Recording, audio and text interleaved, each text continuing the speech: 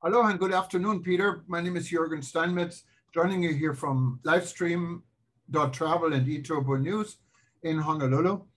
And I know you are in College Station, Texas, as most of the time.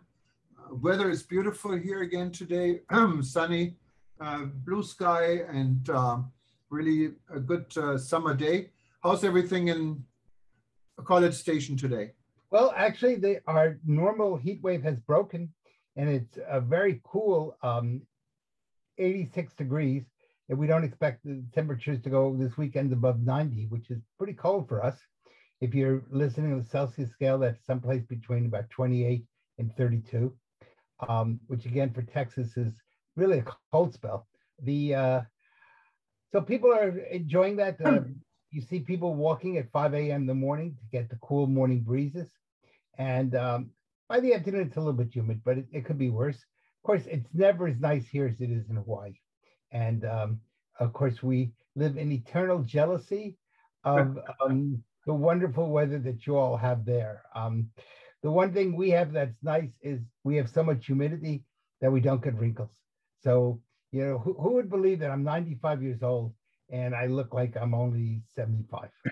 You're 95 years old. Okay, well, that's good. Yeah, you really look good, Peter. Yeah, for 95. I always think that you should tell people you're older than you are, not younger. Because if you say you're younger, they think, he doesn't look so good for, if you say you're 50, he looks kind of terrible. But if you say you're 95, they go, wow, you're really in great shape for being 95. And that maybe is the whole issue of truth in advertising. And that's an important issue also in tourism. The fact that we need to be really honest about conditions around the world and let people know, especially in this time of difficult travel and COVID, what they're going to expect and what the reality is wherever they happen to be.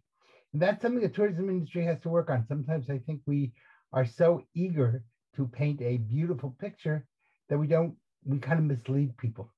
So we're in August now, which is really the height of the travel season in the Northern Hemisphere. And it'll be interesting to see how this season plays out.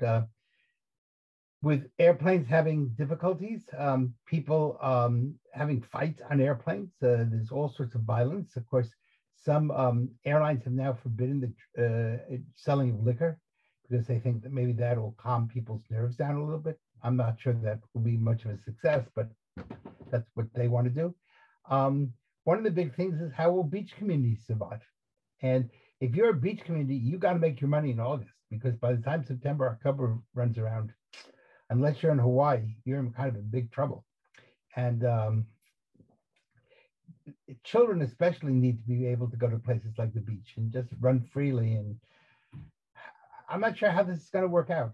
It's going to be an interesting phenomenon. I assume people in Hawaii are not wearing masks when they go to the beach. No, not at the beach. You don't find people with masks. You don't find many people outside in the tourism area like in Waikiki, but you do find most people wearing masks even outside the Waikiki area. So that has been really put in everyone's minds. Keep in mind, most of our population is Asian.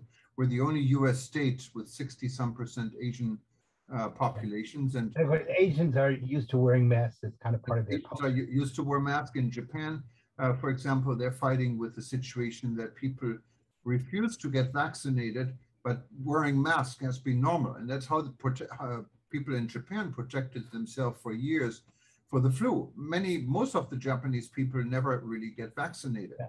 On the other hand, it's not working terribly well, the mask system without vaccinations. In Tokyo's having a major outbreak again. So masks can be a supplement, but they're no substitute for vaccination.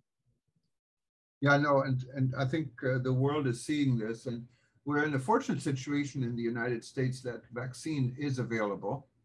And we're in the unfortunate situation that we have many people who don't really see the value of getting vaccinated.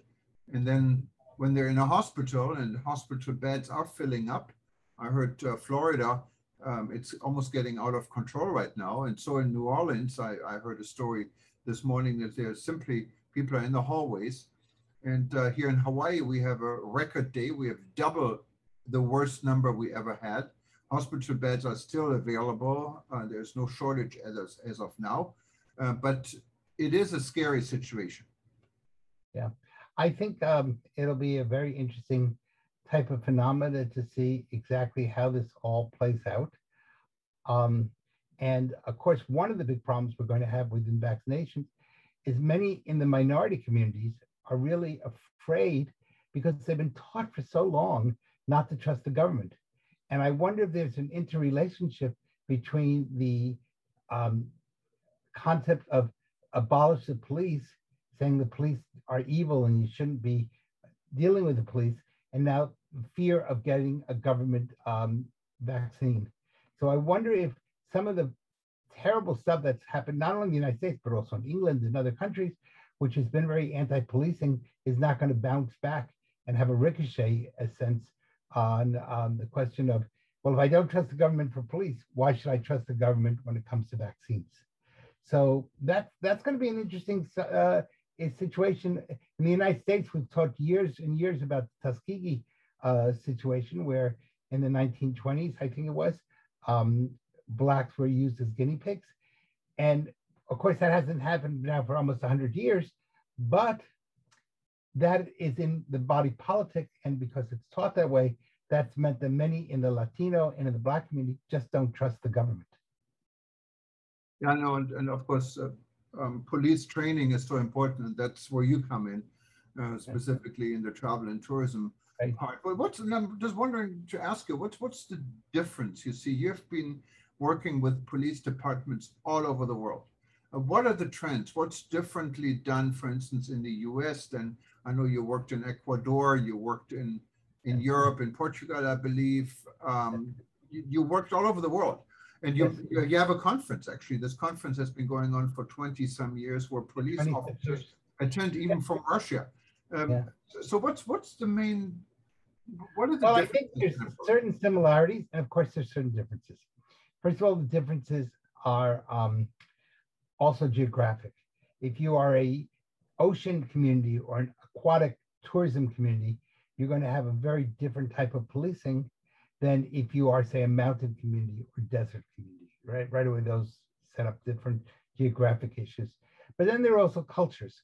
Certain cultures tend to be very hospitable and very open to foreigners. Other cultures tend to be a little more reticent and are afraid of people. And so police, of course, reflect the culture of their own society. And one of the things that we try to do around the world is teach police to appreciate the tourism industry, to understand that they are part of the economic and reputation of that industry. And if a police officer mistreats you, no one says, the police officer mistreated me. They say, I came to Hawaii, or I came to Norway, or I came to Switzerland, or wherever it happens to be, and I was mistreated, or I was not taken seriously. And of course, tourists need special attention in ways that locals don't. There's a big problem, for example, in Africa, Western Africa, of pickpocketing, people having their cell phones and their wallets stolen. Well, if your wallet's stolen and you're traveling, that may mean you don't have credit cards, you don't have money, you don't have identification. It's not the same thing as walking home and calling your local bank. You may not be able to get on a plane. And so it's really important that police are sensitive, and they, instead of becoming part of the problem, they become problem solvers. The United States, I think, has really done a good job in much of this, because our tourism policing, which is usually called TOPS, Tourism-Oriented Policing and Protection Services, originally was born from community policing. Now they've separated and they're very different today. But the fact that community policing was all based on the idea of police being part of the community, part of the local community, and blending in and working with them. In tourism, we have a different problem. We have multiple communities. We have the tourist community where the police are the stable part and the visitors are changing on a regular basis. We have staff, people who work in hotels or restaurants or airports, and they are more stable, more static, the fact that they tend to work on a regular basis. Um, the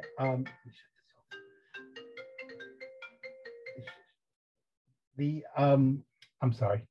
The we have also to deal with the locale itself and the security for the locale, and then we deal with the issue of trying to find ways of protecting reputations in economics. Tourism lives on reputation. And so if a tourism location has a bad reputation or is known as being dangerous, or that can totally destroy a community. We saw that, for example, in Acapulco, if I give you an example. Acapulco was probably the leading tourism center in Mexico, but because of high rates of crime, Acapulco collapsed. And today, Acapulco basically only has local Mexican visitors, has very few foreign visitors at all. We're seeing this now in the United States with high rates of crime, places like Chicago and New York and San Francisco. Today, one of the reports was that a woman took an AK-47, I believe it was, and started shooting people from her car. And so these are real issues that have to be seen. San Francisco has lost a number of major conferences because of the dirt and the crime in the city of San Francisco. And that's costing the city a lot of money. So there's also the interconnection in the United States between tourism policing and insurance.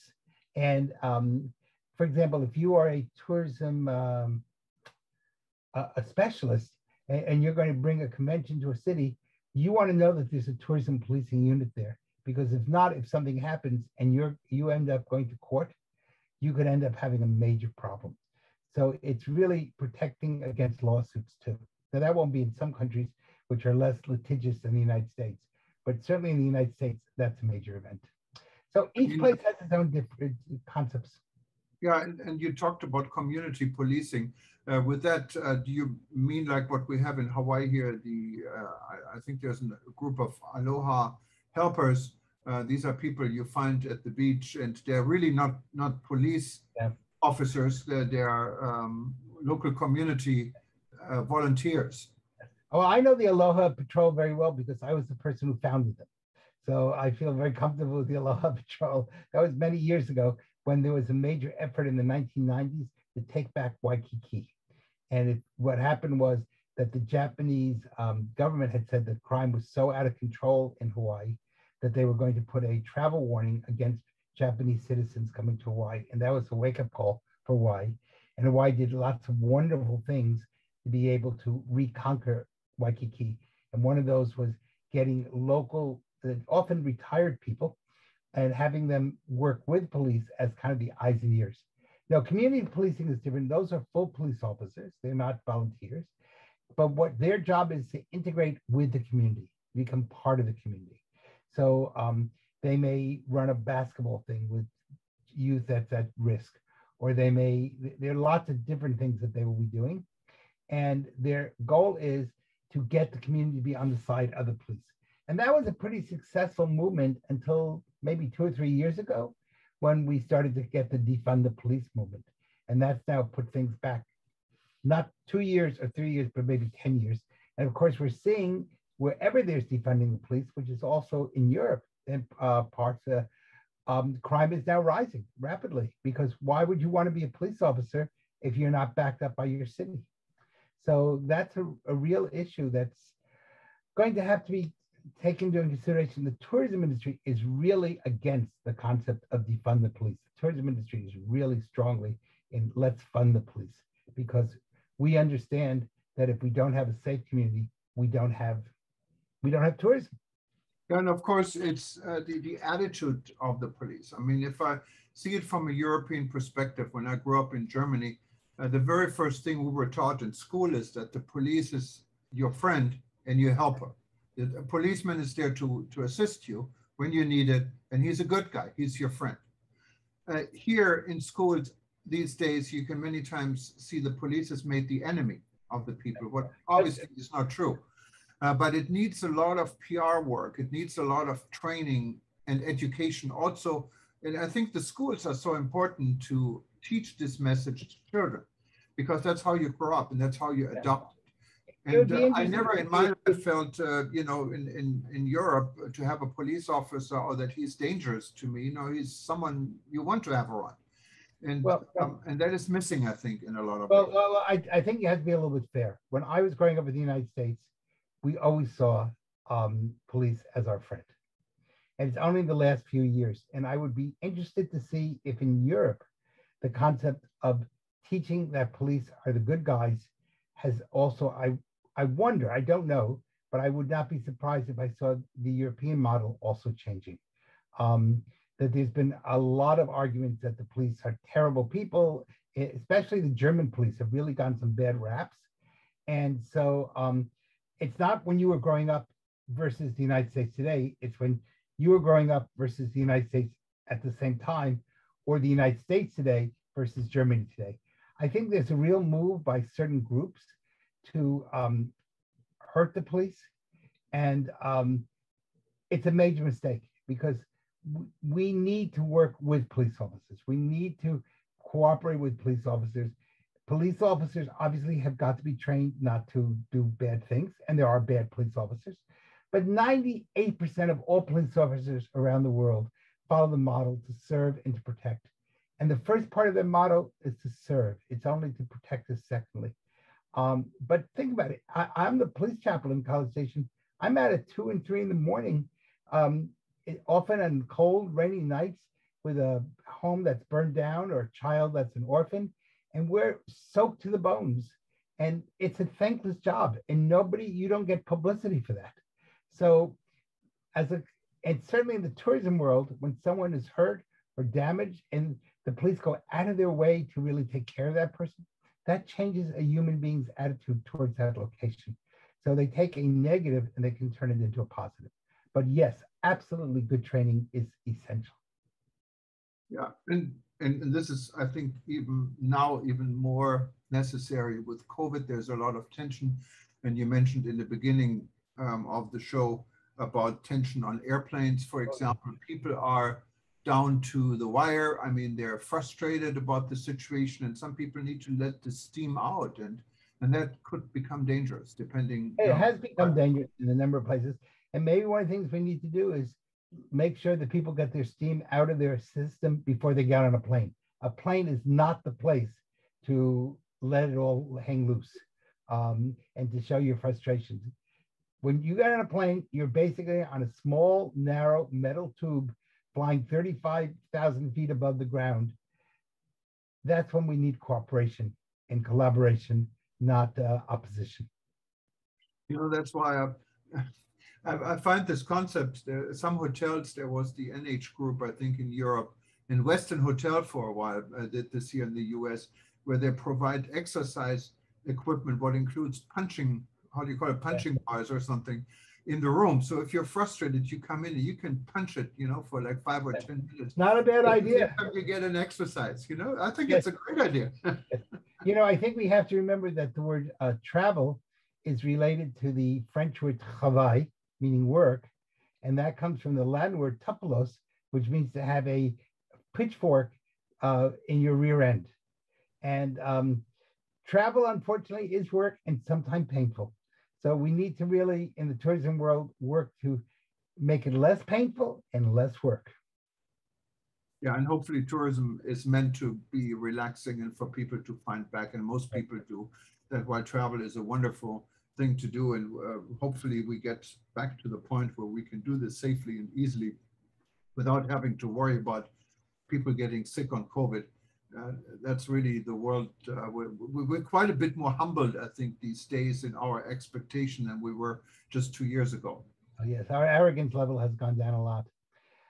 Well, my friend, I'm hoping you have a wonderful weekend. I know this is our weekend edition, and we'll be back on Monday. Next week, one of the things I'm hoping is we can interview my co-author on a new book on personal resilience in a time of COVID. And so hopefully that'll be a week from Wednesday. And I know you may want to make a little announcement about how we're changing things up a little bit. Yeah, we're working this weekend on a new concept. And so stay tuned. We're going to have we're going to get a new website where we summarize all our various editions starting from next week. We're also going to accept a sponsor for every edition. And this is necessary because Peter and I, we don't get paid for doing this. And our team in the background is not getting paid for this. It's outside our regular activities. So hopefully we can make it sustainable and make it better, because there's a lot we can add to what we're doing. So we're excited about it, and we want everyone to. And if you know someone who would like to sponsor, please let us know, and we'll work out a price that you can afford. But we need to get people to commit, because when people commit economically, they also commit morally and ethically. Yeah, and what you get for this, basically, you can be part of our live audience. You can ask questions. Depending, we may even ask you some questions about what you're doing. You get to be mentioned with a link in an article about this event. You can find it on Google later on. You'll find it on 16 different podcast sessions. So wherever you listen to us now, if you're a sponsor, you're going to be mentioned. So I think it's a win-win situation. All right. Well, you have a wonderful weekend. You too, Peter. Aloha. Take care. Bye-bye. Bye-bye.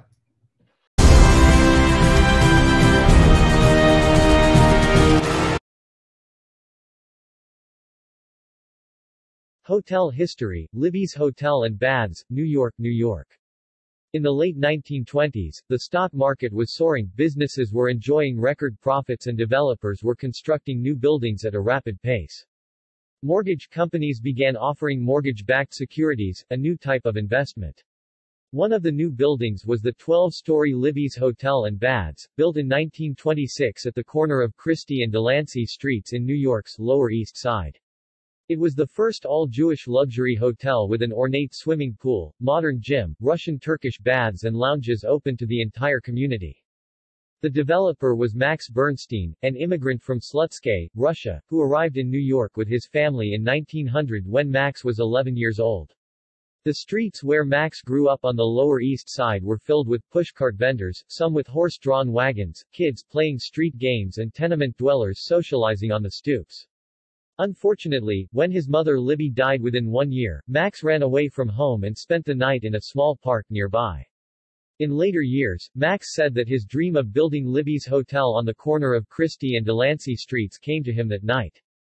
After years of owning a series of restaurants, each of them named Libby's, Max was able to acquire land on his favorite corner where he built the hotel that opened on April 5, 1926.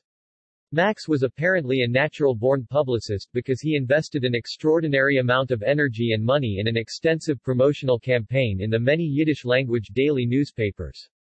On opening day, the New York Times joined the other papers in reporting the grand opening. The Libby Hotel featured a spectacular two-story lobby with a richly colored plaster ceiling supported by fluted marble columns. The hotel had meeting rooms, ballrooms and 2 kosher restaurants. Max held charity events and swimming classes for neighborhood children. The Libby Hotel broadcast from the first Yiddish radio station, WFBH, from the top of the West Side Hotel Majestic, featuring famous entertainers, live theater and such luminaries as Saul Herrick, Rube Goldberg and George Jessel. Bernstein spared no expense, hiring as his musical director Joseph Cherniavsky, leader of the Yiddish American Jazz Band and widely known as the Jewish Paul Whiteman. For its first 2 years, the hotel seemed to be a huge success, but by the end of 1928, the roof fell in. A glut of new hotels had opened in New York. Many, in order to remain solvent, began to cater to Jews, siphoning off Max's clientele. Max might have been better able to compete if his emotional state was not already in a downward spiral. On October 20, 1926, his wife Sarah died. In a later court trial, Max would testify that the grief he experienced left him unable to function. Furthermore, his primary creditor was the American Bond and Mortgage Company, AMBAM, an unreputable predatory lender. Just prior to the 1929 stock market crash, AMBAM foreclosed on the hotel and, in a strange twist of fate, Mayor Jimmy Walker appointed Joseph Force Crater, a Tammany-connected lawyer, as the receiver. According to Judge Crater, AMBAM may have had inside knowledge of the city's plan to widen Christie Street. In any event, AMBAM now claimed that the hotel was worth $3.2 million, after valuing Libby's hotel at only $1.3 million for foreclosure. Through eminent domain, New York City took ownership and paid AMBAM $2.85 million. The city then demolished the buildings in the block, including Max Bernstein's Libby's Hotel and Baths. But there's more to the story. In 1931, AMBAM was convicted of a similar scheme regarding the Mayflower Hotel in Washington, D.C. The same Judge Crater was the receiver for the Mayflower foreclosure. He disappeared 4 months later and has not been found since. Christie Street was widened, the Great Depression set in, and ultimately, the site was turned into the Sarah Delano Roosevelt Park by Robert Moses. When Max Bernstein died on December 13, 1946, the New York Times obituary wrote, Max Bernstein, 57, once hotel owner. Built $3 million edifice in slums, only to see memorial to mother raised. That would be the end of this fascinating story, except that the Pack-Intriguer * article reported the following sequel. The story of Libby's faded into obscurity until the summer of 2001, when a section of the pavement near the corner of Christie and Delancey streets caved in, creating a sinkhole. The hole grew large enough to swallow an entire tree and began to encroach on city streets and the nearby senior center in Sarah Delano Roosevelt Park. In those innocent days before September 11, the sinkhole seemed to be the biggest threat facing Lower Manhattan. City engineers did not know the cause, so they lowered a camera into the void. To their astonishment, 22 feet below the surface they found an intact room, complete with bookcases. When they searched records at the municipal archives, they learned that Libby's Hotel once stood there and that they had discovered a room in its subbasement. In a New York Times article from September 11, 2001, New York City Parks Commissioner Henry J. Stern was quoted as saying, "It reminds me of Pompeii." In contrast to Pompeii, no attempt was made to reach the room or excavate it. The city engineers chose to fill it with grout, burying the room and its mysterious contents. A new tree was planted, and the park repaved. Ritz with a Schwitz by Shulamith Berger and J. Zion, Pack-Intriguer, Spring 2009. His new book Great American Hotel Architects Volume 2, has just been published. Other published hotel books. Great American Hoteliers, Pioneers of the Hotel Industry, 2009. Built to Last, 100-plus-year-old hotels in New York, 2011. Built to Last, 100-plus-year-old hotels east of the Mississippi, 2013. Hotel Mavens, Lucius M. Boomer, George C. Bolt, Oscar of the Waldorf, 2014. Great American Hoteliers Volume 2, Pioneers of the Hotel Industry, 2016. Built to Last, 100-plus-year-old hotels west of the Mississippi, 2017. Hotel Mavens Volume 2, Henry Morrison Flagler, Henry Bradley Plant, Carl Graham Fisher, 2018. Great American Hotel Architects Volume 1, 2019. Hotel Mavens, Volume 3, Bob and Larry Tisch, Ralph Hitz, Cesar Ritz, Kurt Strand. All of these books can be ordered from Author House by visiting www.stanleyturkle.com and clicking on the book's title. Hundreds of vaccinated people hospitalized in UK with Delta. Experts warn that vaccines do not eliminate all risk of the highly contagious Delta variant that now accounts for 99% of all COVID-19 infections in the UK. There are early signs that jabs may not stop Delta transmission. All vaccines in use in the UK require recipients to receive 2 doses to be fully inoculated. About 75% of the UK's adult population has received 2 shots to date.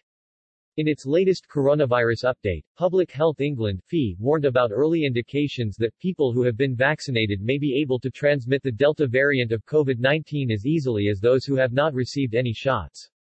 Hundreds of vaccinated people hospitalized in UK with Delta.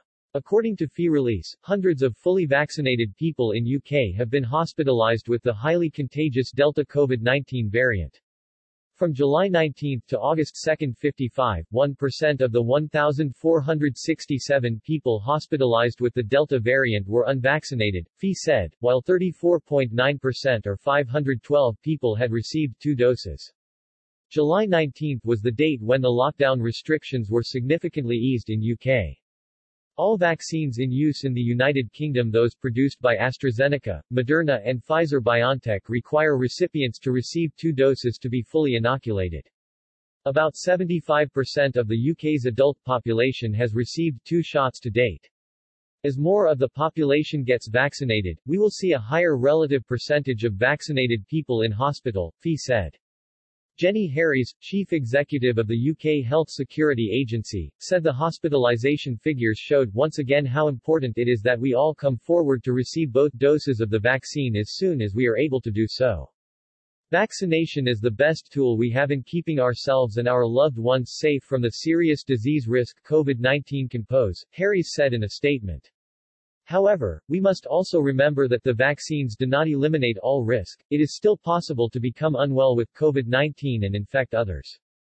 PHE's findings chime with those from the United States Centers for Disease Control and Prevention, CDC, which last week raised concerns that vaccinated people infected with Delta could, unlike with other variants, readily transmit it. Vaccines have been shown to provide good protection against severe disease and death from Delta, especially with 2 doses, but there is less data on whether vaccinated people can still transmit it to others. Some initial findings indicate that levels of virus in those who become infected with Delta having already been vaccinated may be similar to levels found in unvaccinated people, Fee said. This may have implications for people's infectiousness, whether they have been vaccinated or not. However, this is early exploratory analysis and further targeted studies are needed to confirm whether this is the case. The Delta variant has become the dominant form of coronavirus circulating globally, sustaining a pandemic that has already killed more than 4.4 million people, including more than 130,000 in the UK. According to Fee, it now accounts for 99% of all COVID-19 infections in the UK. Spanish court rejects nightclub COVID pass mandate. Andalusia High Court deems making health passports mandatory to visit indoor nightlife venues to be discriminatory and in violation of citizens' privacy rights. Plan to make COVID-19 passports mandatory to visit nightclubs shot down by the court.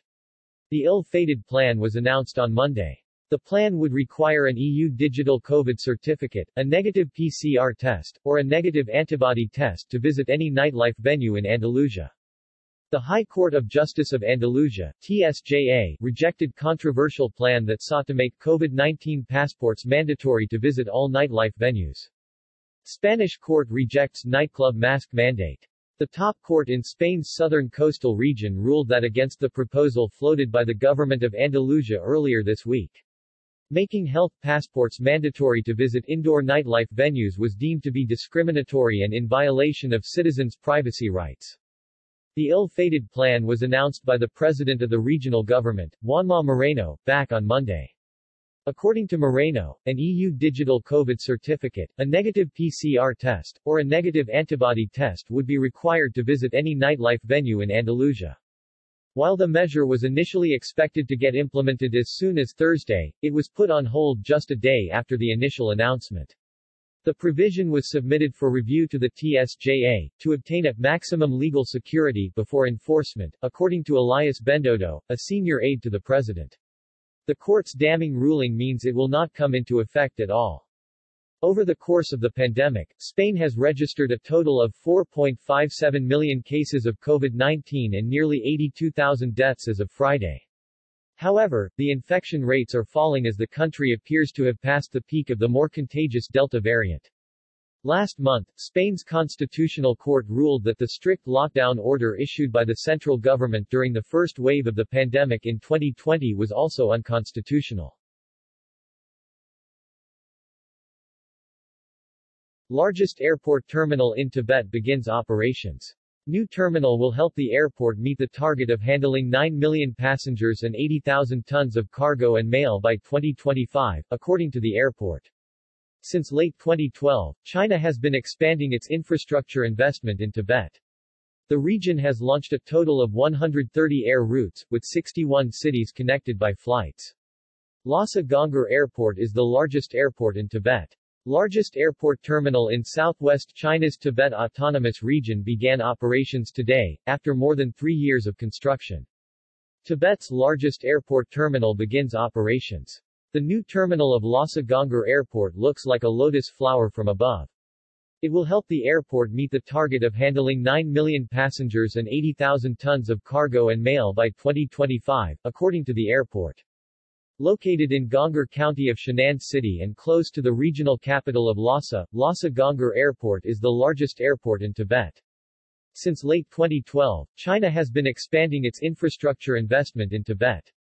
The region has launched a total of 130 air routes, with 61 cities connected by flights. The number of passenger trips made through these airports totaled 5.18 million in 2020. India tourism going all out through film, sports, religion, staycations, workations. The cabinet minister of the government of Uttarakhand, Satpal Maharaj, said today that the state government has extended various fiscal and monetary assistance to the tourism sector and has taken several steps to aid it. A package of 200 crore Indian rupees has been arranged for COVID-affected service providers like adventure tour operators and river guides, among others. Planning is taking place in districts all over India to revive tourism through varied means such as film and sports, religion, and staycations and workations. FICCI chair said travel, tourism, and hospitality were the first to suffer and probably will be the last to recover. Addressing the valedictory session of the second Travel, Tourism and Hospitality E-Conclave, Resilience and the Road to Recovery organized by FICCI, Mr. Maharaj, the Cabinet Minister for Irrigation, Flood Control, Minor Irrigation, Rainwater Harvesting, Water Management, Indo-Nepal Uttarakhand River Projects, Tourism, Pilgrimage and Religious Fairs, Culture, said that various policies have been undertaken by the state to help the sector revive. Among the various policies and subsidies that the state has undertaken, the state offers policies to attract and support the film industry to shoot in Uttarakhand. Additionally, we have provided a subsidy of 10 lakh Indian rupees in hilly terrains and 7.5 lakh Indian rupees in plains under the Deendayal Homestay Yojana. 3,400 homestays have been registered so far under this scheme, he said. Further, speaking of the latest trends in tourism, Mr. Maharaj said that people are also now looking forward to staycations and workations. Under the Veer Chandra Singh Garwali Yojana, we have started online registrations. We have also developed various circuits to boost local travel, he said. Mr. Jyoti Prakash Panigrahi, Minister of Tourism, Odia Language, Literature and Culture, Government of Odisha, said that the state will be the flag bearer of sports tourism in India. While the sector reels under the effects of COVID-19, we have been doing the background work needed to elevate the state's tourist destinations. Puri is the first city in the country to boast of direct tap drinking water. We are now trying to replicate the same in other tourist destinations as well, he said. Mr. Panigrahi said that while the state government for the development of religious tourist destinations had sanctioned 200 Indian rupees and 350 crores in 2019 and 2020 respectively, this year encompassing all religious projects, the government of Odisha has sanctioned a budget of 1,500 crore Indian rupees to make religious destinations ready post-COVID. Even though international travel has taken a backseat, domestic travel and tourism is slowly on the rise. The projects that we are taking up currently will help the tourism sector in a positive way. We are trying to further make the sector future-proof while improving the livelihood of local communities. We have drafted the Odisha Tourism Development Facilitation and Regulation Bill that will empower the government to register service providers, regulate activities in tourist areas, facilitate bona fide investment proposals, and ensure tourist safety against malpractices, he said. Tourism Minister of State, Government of Gujarat, Mr. Vasanbhai Ahir, said that tourists coming to the state in 2019-2020 had crossed the 7 crore mark. The Government of Gujarat has sanctioned 100 crore Indian rupees in developing Shivrajpur beach near Dwarka. Similarly, 50 crore Indian rupees had been sanctioned for the development and upkeep of the Junagadh Fort, the work for which has already begun. Gujarat boasts of Asia's longest ropeway and is the only place in the world that boasts of a white desert, he said. Chair of the FICCI Eastern Region Tourism Committee and Managing Director, India, Sri Lanka, Nepal, Bhutan, Atmosphere Hotels and Resorts, Mr. Subhajiya Mohapatra, said that the tourism, travel, and hospitality industry was the first to suffer and probably will be the last to recover. Our industry, known for its remarkable resilience, will rise to the occasion and come out of this crisis. Tourism and hospitality have always been a self-sustaining sector. However, assistance from the government is the need of the hour. Domestic tourism will drive the revival and the growth of tourism in our country. Seamless movement between states will help restart tourism. It is also important for states to create sustainable tourism and streamline the carrying capacity of destinations to preserve the local ecosystem, he noted. Secretary-General of FICCI, Mr. Dilip Shenoy, said although COVID had undoubtedly resulted in a setback of the travel and hospitality sector, it has also given an opportunity to rethink how they can reinvent the sector and make it future-ready in more resilient ways. In the short run, domestic tourism will help restart the industry. The partnerships between the center and state, are going to be key to achieving this goal, he said. Rebuilding travel. Israeli tourists land in Tanzania with more to come. There were 150 Israel tourists who arrived in Tanzania this week for a wildlife safari. The group consists of 15 travel agents and tourism photographers from the Christian Holy Land of Israel. Tanzania tourism stakeholders are looking at this group of tourists as a turning point in bringing the industry back on track since the pandemic. Israel tourists prefer to visit wildlife parks while on holiday, making stops at Ngorongoro, Tarangire, Serengeti, and Mount Kilimanjaro.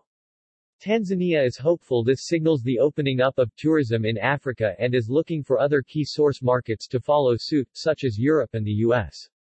The tourists are part of around 1,000 tourists from Israel who are expected to visit Tanzania this month. Tanzania has been among the African countries that are attracting Israeli tourists who mostly prefer touring wildlife parks and the Indian Ocean island of Zanzibar. In a span of just a few years, Israel has shot to the 6th position of the leading tourist source markets for Tanzania before the outbreak of the global COVID-19 pandemic. Mr. Shlomo Carmel, an executive and founder of another world tour company in Israel, said that his firm would organize flights for Israeli tourists to visit Tanzania every year. Tanzania is among African destinations which the company has been marketing to attract tourists from Israel, Europe, America, and other tourist source markets across the world. Former Israel Prime Minister, Ehud Barak, visited Tanzania a few years ago, signaling the opening up of tourism doors for other Israeli holiday makers to visit this African safari destination. The chairman of the Tanzania Tourist Board, TTB, Judge retired Thomas Maheo, said starting tomorrow, Tanzania will receive visitors in groups. This group of 150 was received by Natural Resources and Tourism Minister Damas Ndumbaro. The judge explained that the first batch will stay in the country until August 9 and as they prepare to leave, another batch of more than 200 tourists will arrive and stay until August 16. Then, on August 10, another group of over 150 will land in Zanzibar, and on August 17, the last group of more than 200 tourists will land at Kia.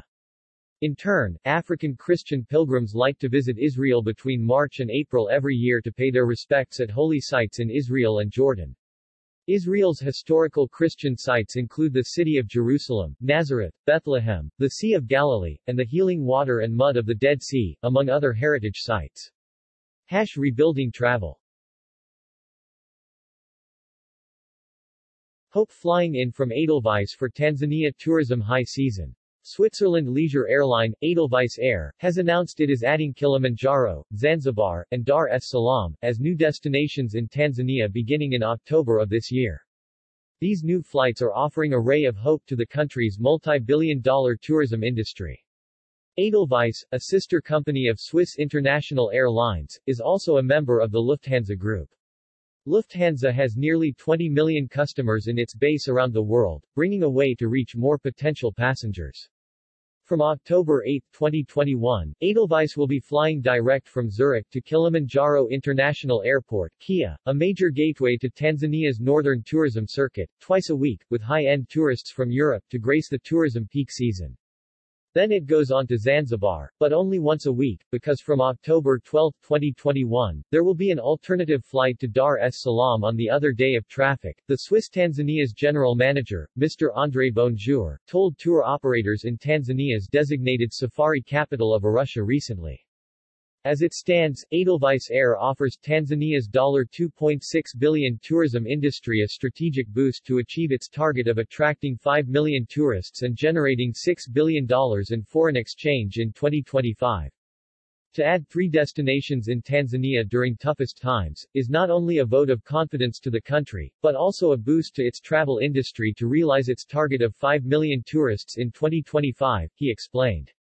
The Tanzania Association of Tour Operators TATO's chairman, Mr. Wilbard Chambulo, said the tourism industry welcomes Edelweiss Air with open arms and he commended the timing. The TATO boss added, the deal means to open up endless opportunities not only for our members, but the entire tourism value chain as Swiss will promote and market Tanzania destinations to the higher-end Swiss and other clientele. TATO's CEO, Mr. Cirili Ako, said that his organization has been in talks with Edelweiss Air to develop strategic synergies as an urgent measure to support the tourism industry rebound in the aftermath of the COVID-19 pandemic. To be precise, the influential industry lobby agency has been seeking a direct scheduled flight from Zurich to Kiev as part of the private sector's driven comprehensive tourism recovery strategy under UNDP support. We, as private sector drivers, have decided to develop a tourism recovery plan. Edelweiss Air engagement over the possibility to deploy a scheduled plane from Zurich to Kiev was key among other measures, as we believe the move will connect the northern tourism circuit with Europe and Northern America, Mr. Ako said. If you are looking for variety, you are guaranteed to find it in Tanzania. Kilimanjaro, for instance, is the hiker's paradise. Kilimanjaro, the roof of Africa, attracts nature lovers from all over the world with its imposing snow crown, Mr. Ako said. Mr. Bonjour echoed Mr. Cirili's statement that a hike up Africa's highest mountain is rightly on the bucket list of many nature and trekking lovers. Dar es Salaam, the gateway to southern Tanzania, is the bustling metropolis located on the country's mainland coast, which is hardly developed for tourism.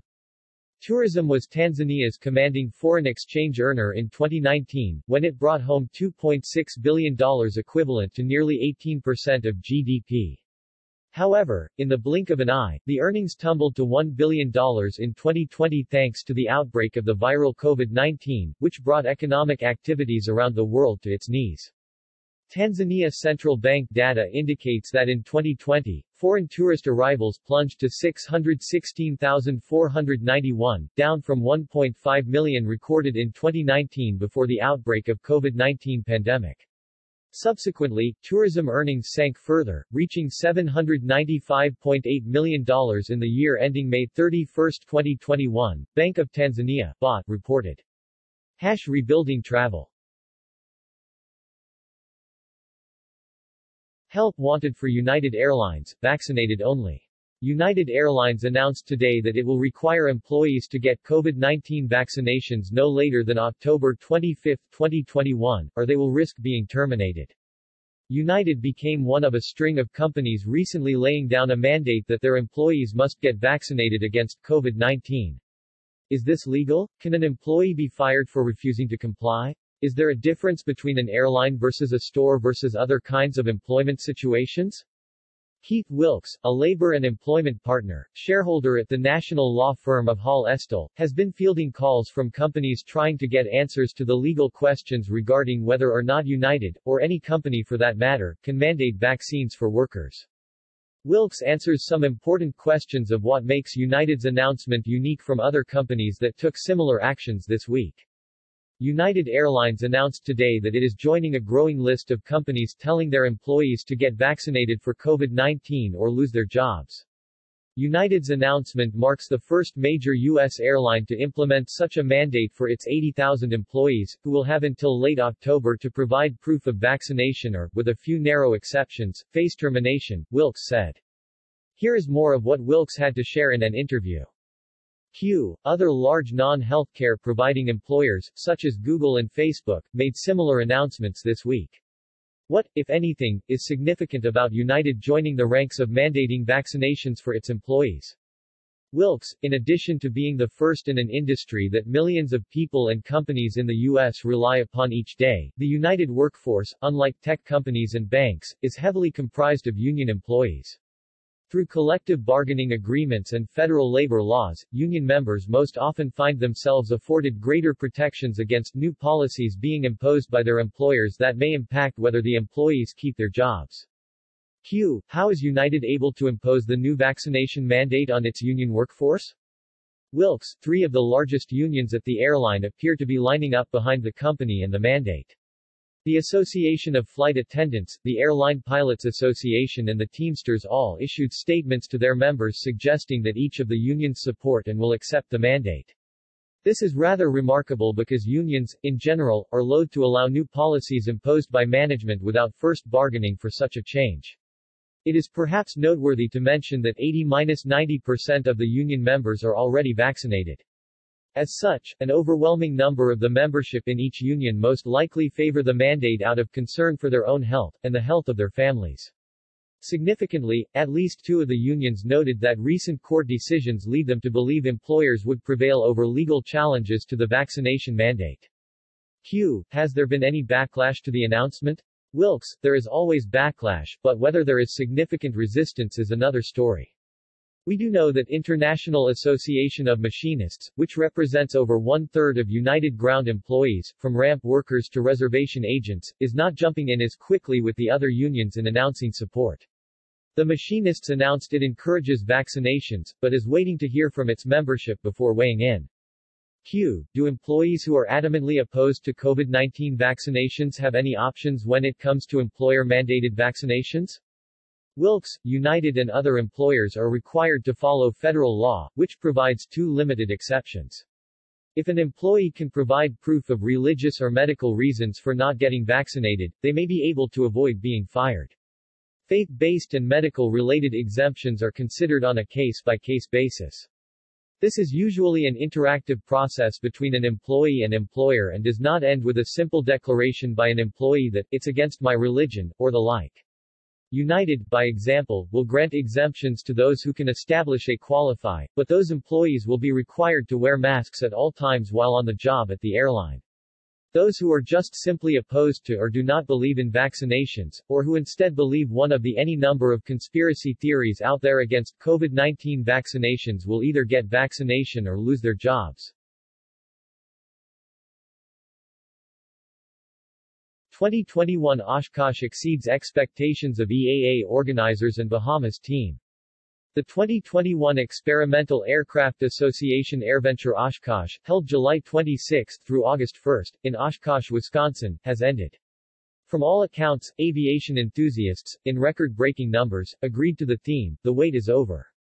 The show exceeded the expectations of both the EAA organizers and the Bahamas Ministry of Tourism and Aviation's BMOTA teams, despite a challenging and most unconventional year, said Greg Roll, Senior Director of Vertical Markets, BMOTA.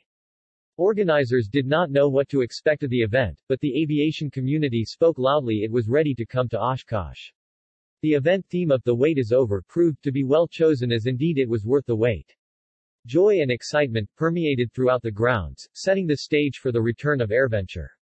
This was perhaps the most challenging set of circumstances we've ever faced as an organization to make the event happen. We went into this year not knowing what AirVenture would look like and how big of an event was possible. The aviation community spoke loudly, though it was ready to come to Oshkosh, and we were happy that we could welcome them. Our theme was "The Wait is Over," and indeed it was. The wait was worth it. There was joy and excitement throughout the grounds, and it set the stage for the return of AirVenture, making us very excited about the future, said EAA CEO and Chairman, Jack Pelton. Permanent Secretary, BMOTA, Reginald Saunders, flanked by members of BMOTA team. L.R., Decree Johnson, Aram Bethel, Nuvolari Chotusing, Reginald Saunders, Permanent Secretary, Greg Roll, Jonathan Lord, John Tonko, Banyan Air, and Nathan Butler, Bahamas Customs. Photo courtesy BMOTA. Based on statistics given by Pelton, some 608,000 persons, from 66 countries attended this year's show, the third highest number in the show's 68th-year history. A total of 16,378 aircraft, including 3,176 show planes, a record 1,420 vintage aircraft registered, 1,089 homebuilt, 354 warbirds, 148 aerobatic aircraft, 112 seaplanes, 33 ultralights and 27 rotorcraft participated. A total of 567 media professionals attended the event and more than 18.95 million social media impressions were generated. Echoing the sentiments shared by Pelton, Roll said, "The world is still grappling with the fallout from the COVID-19 pandemic, so we certainly did not expect the high level of interest shown in the Bahamas. Neither did we anticipate the remarkable level of success experienced at this year's show, which was evident by the number of people who visited our booth and attended the business meetings and daily seminars, as well as the outcome of our networking efforts." Networking with EAA International Federal Partnership (IFP) agencies, of which the Bahamas is a member, are Air Enforcement Agents of the U.S. Customs and Border Protection Unit, LR, Nathan Butler, Bahamas Customs, Chris Doug, U.S. Customs and Border Protection, Reginald Saunders, Permanent Secretary, BMOTA, John Cook, U.S. Customs and Border Protection, Greg Roll Senior Director, Verticals Market, BMOTA, Deckery Johnson, BMOTA and Aram Bethel, BMOTA. Photo courtesy BMOTA. No doubt, there is great interest in the Bahamas and a pent-up demand to visit our country, be it from visitors, private pilots or business operators. We have generated vast amount of business opportunities and group leads for fly out to our islands, from this show, Roll asserted. Reginald Saunders, Permanent Secretary at the BMOTA and first-time comer to the show, began day one with a helicopter tour of the grounds where the show was held. Permanent Secretary Reginald Saunders remarked, "This was the Rolls-Royce of aircraft shows, and I was very impressed and totally blown away by the sheer size and magnitude of the show, from the myriad of activities, including daily airshows, to the thousands of impressive airplanes, flying hospitals, and vintage and military grades, and caliber of exhibitors and attendees. But, moreover, I was especially proud of our BMOTA team members, who were influential and fully engaged in the decision-making meetings with top IFP, EAA, AOPA, the media and other key aviation industry partners.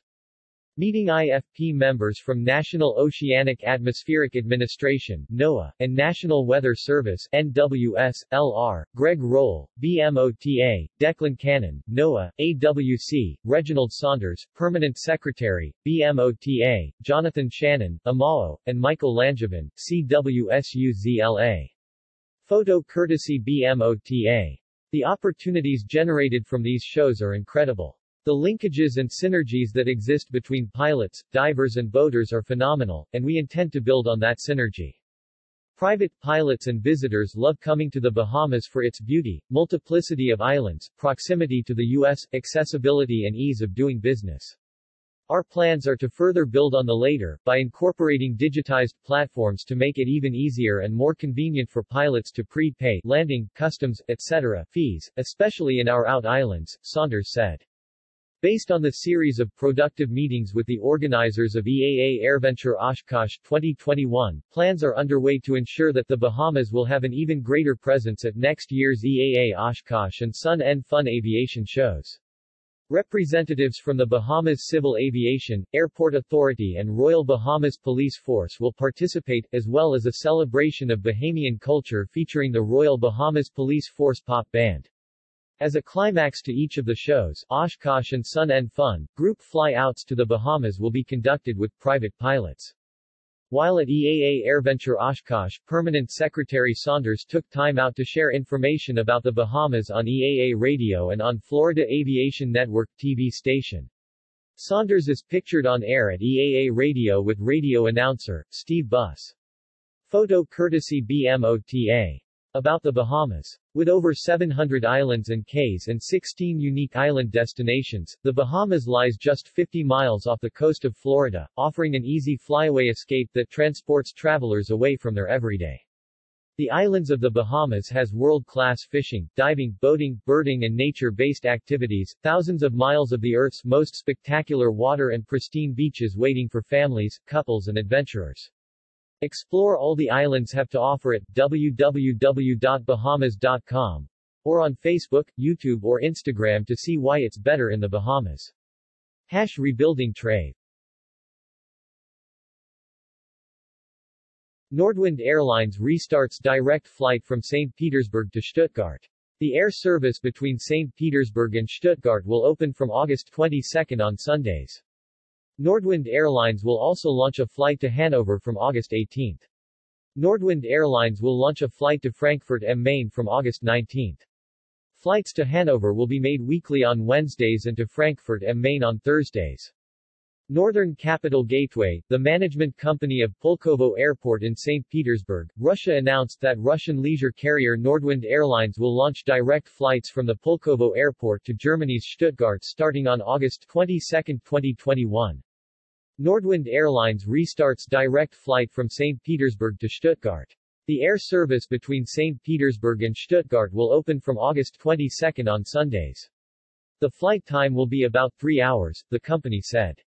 This is a new destination for the airport since the time when coronavirus-related restrictions were introduced, the press service of Northern Capital Gateway said. Nordwind Airlines will also launch 2 more scheduled flights to Germany, to Hanover from August 18 and to Frankfurt am Main from August 19.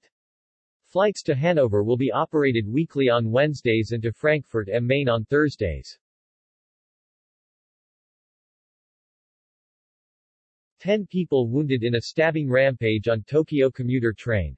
The incident has caused major disruption on the Odakyu Railway, with operations suspended up and down the line from the 2 affected stations.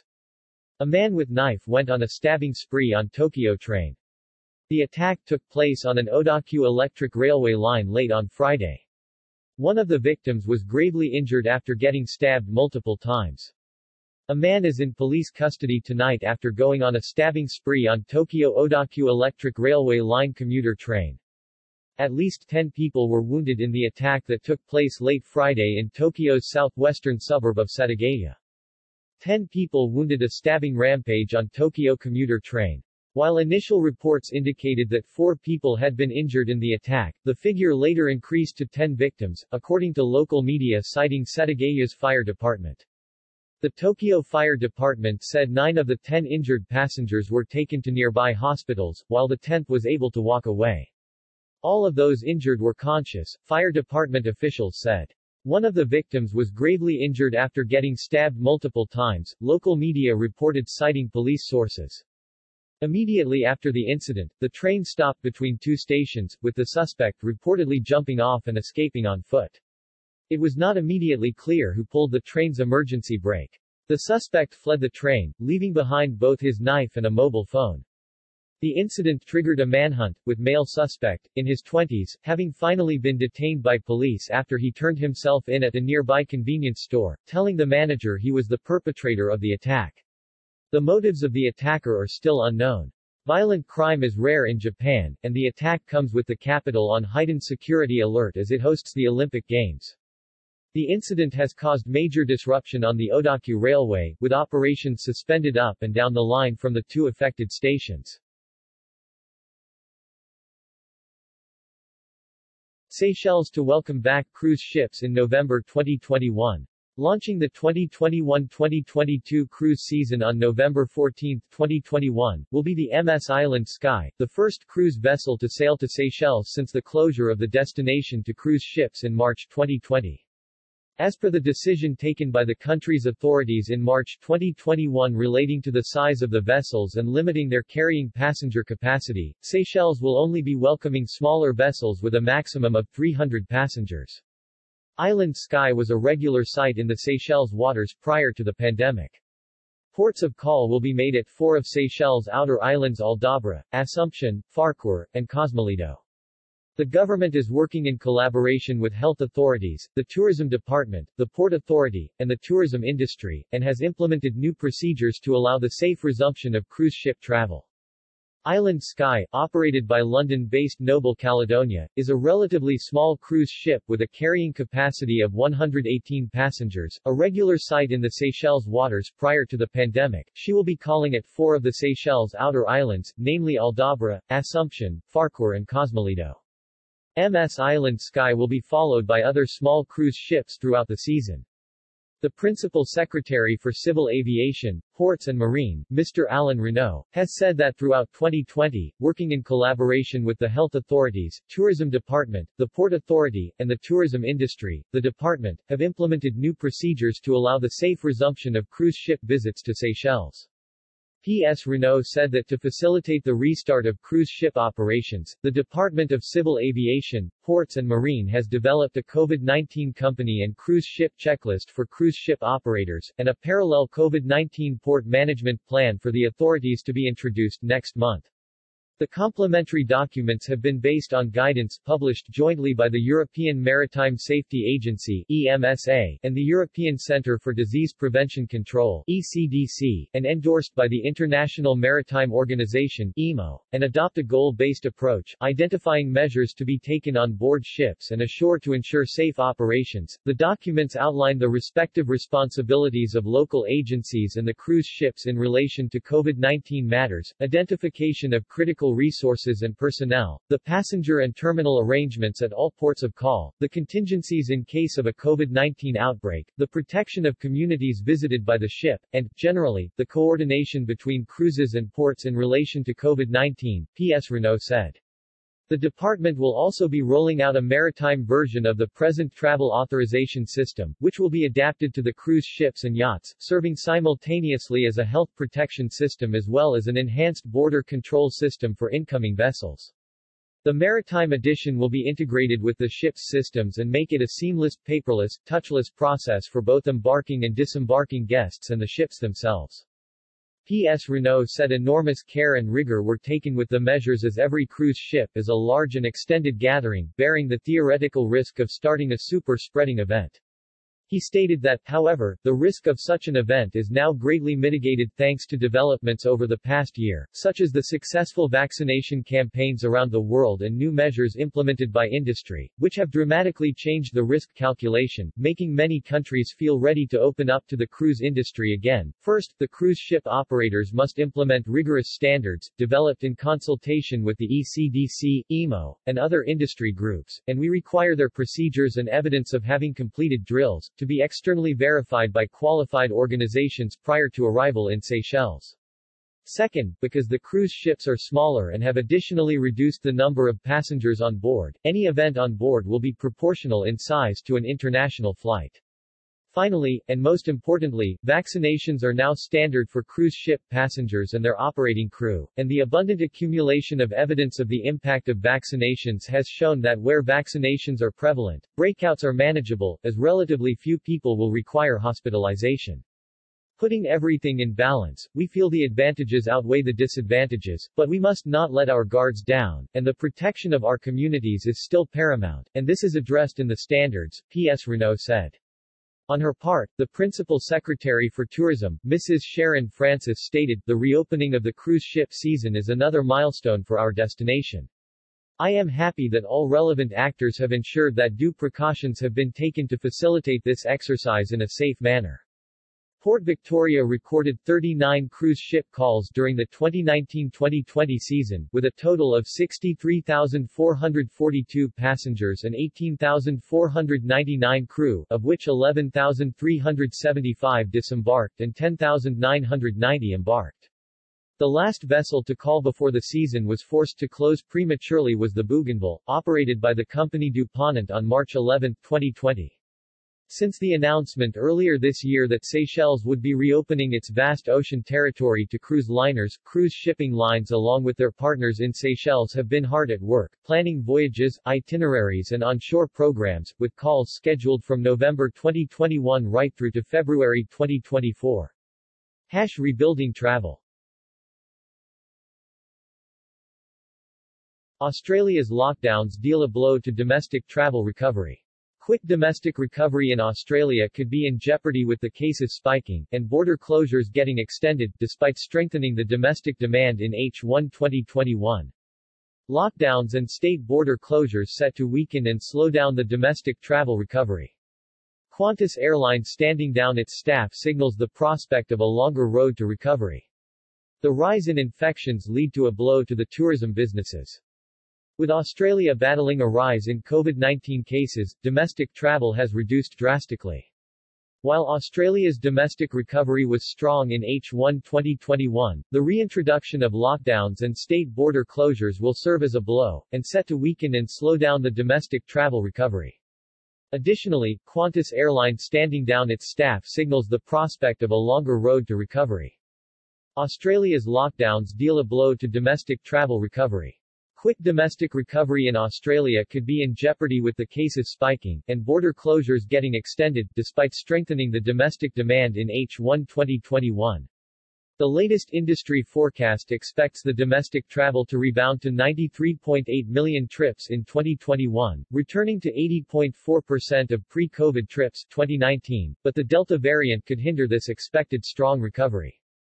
Australia has been a leader in keeping COVID-19 under control with extremely low infection rates and strict international travel restrictions, kept cases at bay. The rise in infections lead to a blow to the tourism businesses, currently reliant on domestic travelers until at least mid-2022, when international borders may reopen.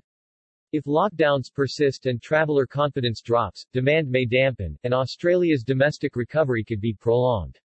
The recent restrictions have starved Australia's tourism industry of trade, and the country's biggest airline Qantas is beginning to feel the bite by standing down 2,500 employees. Qantas' recovery has focused on domestic routes with international borders largely closed. The carrier was beginning to experience meaningful recovery, although the rise in cases has become problematic. The sudden decline in domestic travels and expected extension of lockdowns has lowered the carrier's hopeful outlook. Qantas' quick actions will reduce the financial burden from the loss of traffic and should help protect the future viability of the airline. However, recovery could now be dampened once restrictions lift, as it takes time to return employees and could slow the expansion efforts. Australia has been slow to vaccinate its citizens due to low case rates. However, this poses a challenge and could delay the rebound in passenger demand if traveler confidence begins to take a hit. The vaccine has provided a confidence boost to other nations and is beginning to underpin travel recovery. With limited vaccination progress, Australia is behind other countries. With low vaccination rates, travelers could be reluctant to travel without the vaccine as the risk has now increased. Therefore, recovery could now be delayed until the vaccination program gathers pace and Australian travelers become confident once again. Virgin Atlantic launches twice-weekly flights to the Bahamas. The Bahamas Ministry of Tourism and Aviation is thrilled to announce that Virgin Atlantic Airlines will operate 2 flights per week from London Heathrow Airport to Nassau, Bahamas, beginning November 20, 2021. There is a growing demand among UK travelers seeking a tropical, Bahamian escape. Virgin Atlantic's upcoming flights commence on Saturday, November 20 of this year. This is the perfect time to plan an escape to the sunny and warm Bahamas from the upcoming cold fall season in the United Kingdom. With travel restrictions easing around the world, the Bahamas looks forward to continuing welcoming guests back to its shores. We are incredibly thrilled about Virgin Atlantic's new, twice-weekly airlift services from London's Heathrow Airport, said Minister of Tourism and Aviation, the Honourable Dionisio Daguilar. There is a growing demand among UK travelers seeking a tropical, Bahamian escape. We look forward to welcoming them to our beautiful shores to experience what makes our country a unique Caribbean destination unlike any other. Travelers on Virgin Atlantic's upcoming flights, commencing November 20, can expect the very best of what the Bahamas has to offer. While on island, wanderlusters will find ultimate relaxation and exhilarating adventure through the destination's rich culture, decadent sea-to-table dining and beautiful natural wonders. From secret sandbars and secluded pink sand beaches, to deep blue hole diving and swimming with the pigs, there is truly something for everyone to enjoy. Not to mention, downtown Nassau offers 20 square blocks of monuments, murals, and museums for those looking to immerse themselves in the Bahamas' centuries-old history. Flights will go on sale August 11, 2021, with return economy flights starting at $990. Those looking to book their next vacation, whether in Nassau or island hopping throughout the Out Islands, can head to www.bahamas.com or check with their hotel representatives to learn more about the deals and packages available in the coming months. Rebuilding travel. FAA issues new Boeing 737 MAX warning. Affected planes are suspected to have a failed electronic flow control of the air conditioning packs that vent air into the cargo hold from other areas of the plane. Warning issued about potential fire suppression issue in Boeing 737 MAX. Boeing 737 MAX jets and some other 737 models are affected by the safety directive. The order affects some 2,204 planes globally. The problems just don't seem to end for troubled Boeing 737 MAX. While the U.S. Federal Aviation Administration (FAA) reversed its original order grounding all Boeing 737 MAX aircraft in November, more than 100 of the seemingly cursed planes were grounded again in April over issues with the electrical system. Boeing's newest model, the 737 MAX 10, took off for the first time in June and is expected to enter service in 2023. FAA issues new Boeing 737 MAX warning. But in a new order, issued today, FAA restricted Boeing 737 MAX and ING aircraft ability to transport flammables, noting the planes may have an issue with airflow control into and out of the cargo hold. Boeing 737 MAX airplanes and some other 737 models are affected by the safety directive, which requires operators to verify that all objects in the cargo hold are non-flammable and non-combustible. Affected planes are suspected to have a failed electronic flow control of the air conditioning packs that vent air into the cargo hold from other areas of the plane, according to the FAA. The order affects some 2,204 planes globally, 663 of which are registered in the U.S. Boeing's 737 MAX model has been largely grounded since March 2019 after two deadly crashes which killed all 346 people on board revealed a problem with the onboard computer systems. Further investigation has only turned up more safety issues, and not just in the 737 model. Boeing's 777s and 787s have also been scrutinized for safety flaws. The company itself urged airline carriers to suspend flights of some 777 models in February after multiple engines exploded in mid-air, while that same month, the FAA demanded the inspection of 222 Boeing 787s over concerns about decompression panels. Manufacturing concerns about foreign object debris left in new planes have brought the mega-liner under further scrutiny. Italy expands list of activities requiring vaccination pass. The Green Pass will be mandatory for teachers, university students, and people traveling using long-distance public transport from September 1. Italy's Green Pass is a digital or paper document that shows if someone has received at least one dose of a COVID vaccine, has tested negative, or has recovered from the virus. The ID became mandatory for most business and cultural venues on August 6. Businesses neglecting to enforce the rule can result in fines for both customers and venues ranging from €400 to €1,000. Italian officials announced that the country's government has expanded the list of routine activities that will now require proof of COVID-19 vaccination or negative coronavirus status. Italy expands list activities requiring vaccination pass. For today's announcement, Italy's Green Pass will be mandatory for teachers, university students, and people traveling via long-distance public transport from September 1. Italy's Health Minister Roberto Speranza said the decision to widen the rule to apply to schools and public transport was designed to avoid closures and to safeguard freedom. The Green Pass is a digital or paper document that shows if someone has received at least one dose of a COVID-19 vaccine, has tested negative, or has recovered from the coronavirus infection, and is similar to the health certificate recently rolled out by France. The Green Pass became mandatory for most Italian business and cultural venues, including museums, stadiums, cinemas, gyms and indoor seating areas at bars and restaurants, on August 6. Failure to enforce new regulation can result in fines for both customers and venues ranging from €400 to €1,000, $470 to $1,180. Institutions that repeatedly violate the provision risk being closed by authorities for up to 10 days. Italian Prime Minister Mario Draghi has taken aggressive measures to increase COVID-19 vaccination rate and pace in his country. In March, the Prime Minister ordered the jab to be made mandatory for all health workers. The government has billed the Health Pass as a way to further drive up vaccination rates. Italy registered 27 coronavirus-linked deaths on Thursday, compared to 21 the day before, the country's health ministry reported, while the number of new cases rose to 7,230 from 6,596. Italy and numerous other countries have pointed to the more transmissible Delta variant to justify its controversial new control measures. Wizz Air capacity ramp-up could bear fruit. With most European countries allowing unrestricted entry for fully vaccinated travelers, the continent is set for heightened demand as short-haul travel confidence builds, which is great for the European-centric airline.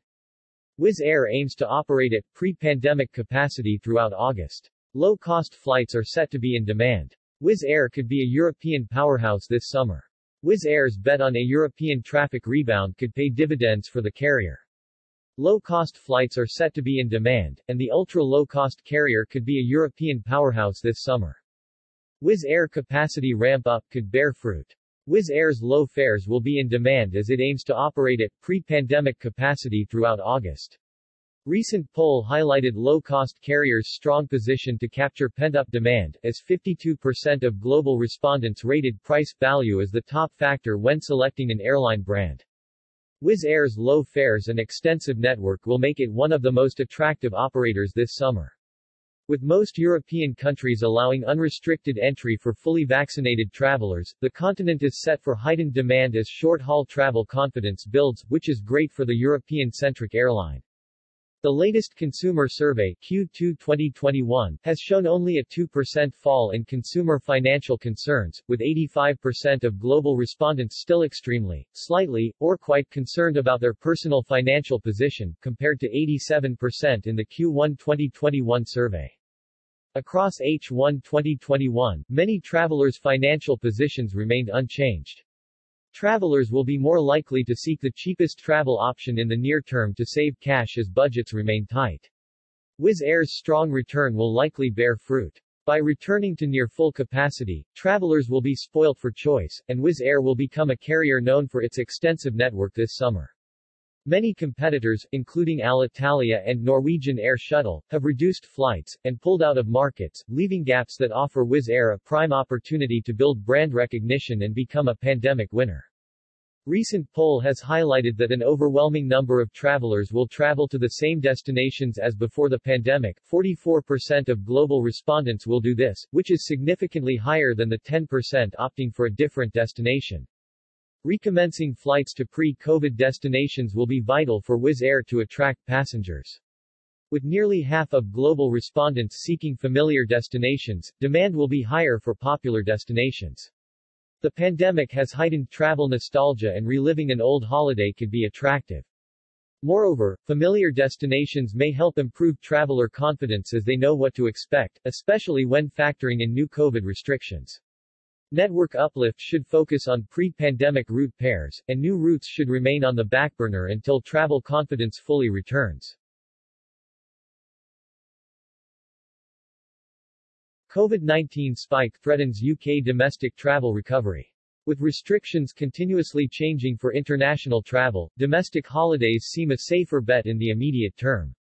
Domestic holidays are set to be the most popular in UK in the coming 12 months. Large spike in cases across the UK could reduce some travelers' confidence.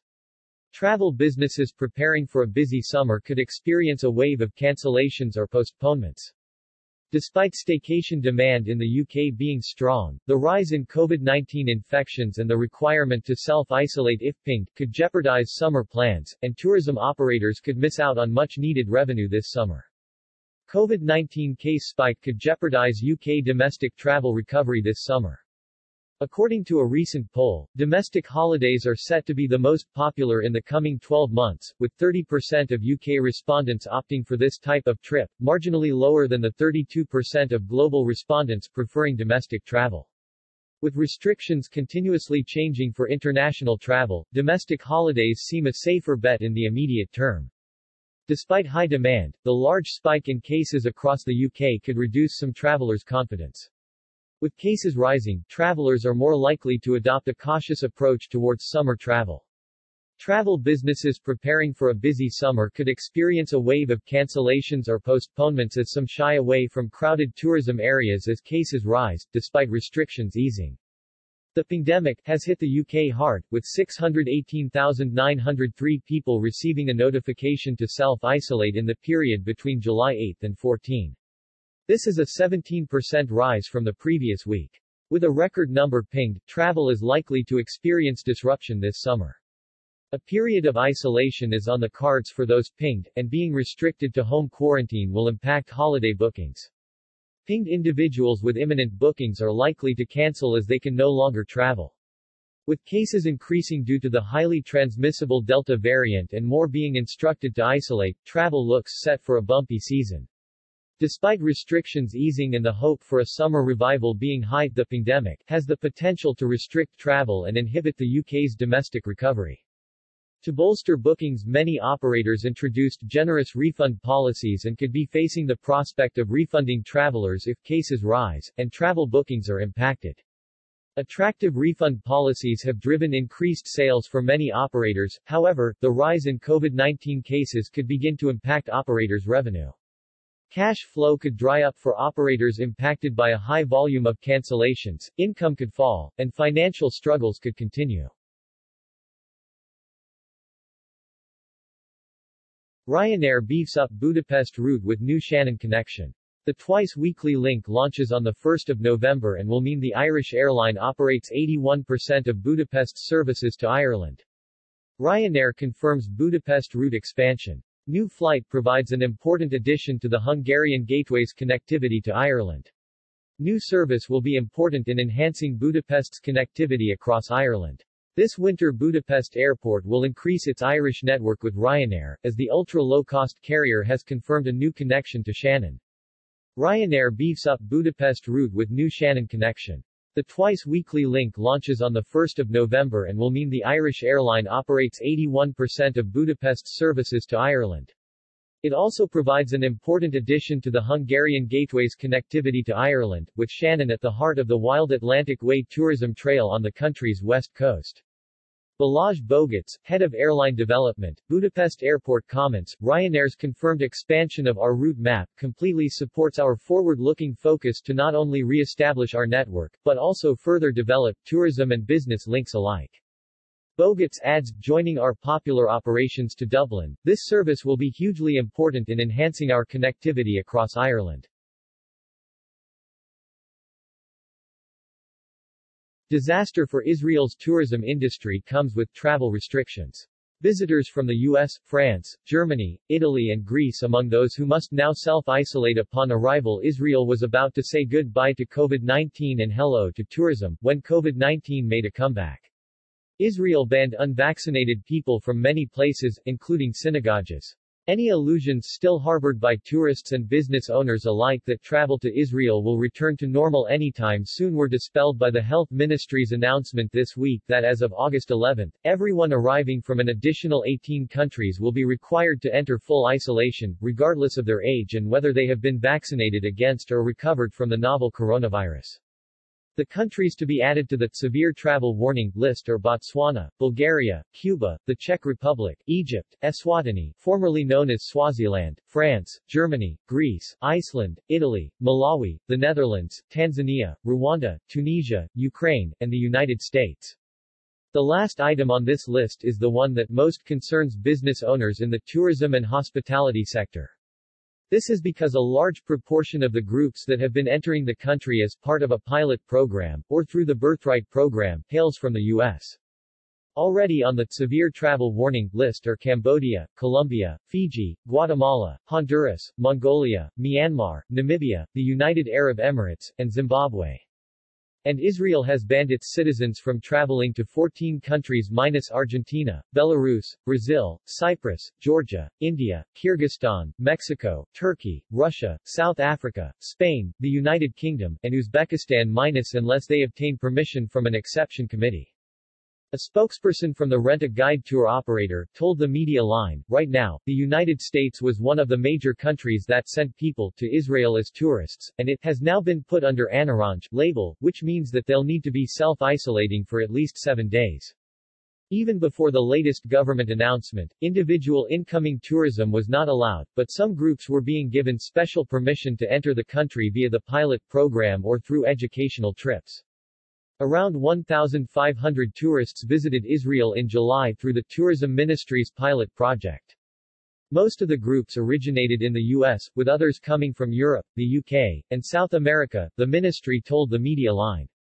The Rent-A-Guide spokesperson said groups like Taglit Birthright were allowed in, but I'm imagining that will probably stop now because if people from the United States, where the majority of the Birthright groups come from, need to have at least 7 days of self-isolation, I'm imagining that they will not come to stay 7 days in self-isolation before they start to travel around Israel.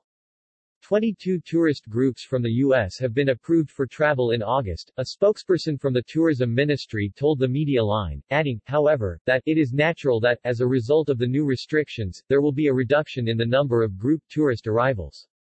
It is difficult at this early stage to assess the extent of the damage, as the situation can change at any time. Oren, a manager at the Rothschild and Diaghilev hotels in Tel Aviv, told the media line that both are worryingly empty. I can tell you that basically, right now, most of the tourists in our hotels are Israeli. There is not a lot of foreign tourism, he said. When asked about the prospects for Israel's hotel industry later this year, Oren responded by saying, I think we're going to have a fourth lockdown in the next couple of months. The government announcement comes as the more infectious Delta variant of COVID-19 continues to sweep across the country, with new infections now averaging more than 3,000 per day. With new cases reaching 32% of the January 16 peak and rising, the Prime Minister's office announced on Tuesday that it will consider implementing severe restrictive measures. Avoid gatherings, and go get vaccinated now. Otherwise, there will be no alternative to imposing sharper restrictions, including lockdowns, Prime Minister Naftali Bennett said. Defense Minister Benny Gantz reinforced the Prime Minister's message, saying, we need to prepare the public and public opinion for a lockdown in September, which is a month in which the economic damage will be less because of the Jewish high holidays, and accelerate the immunization effort to try to prevent it. Aaron Rosenthal is a student at the University of Edinburgh and an intern in the Media Lines Press and Policy Student Program. This article was first published by the Media Line.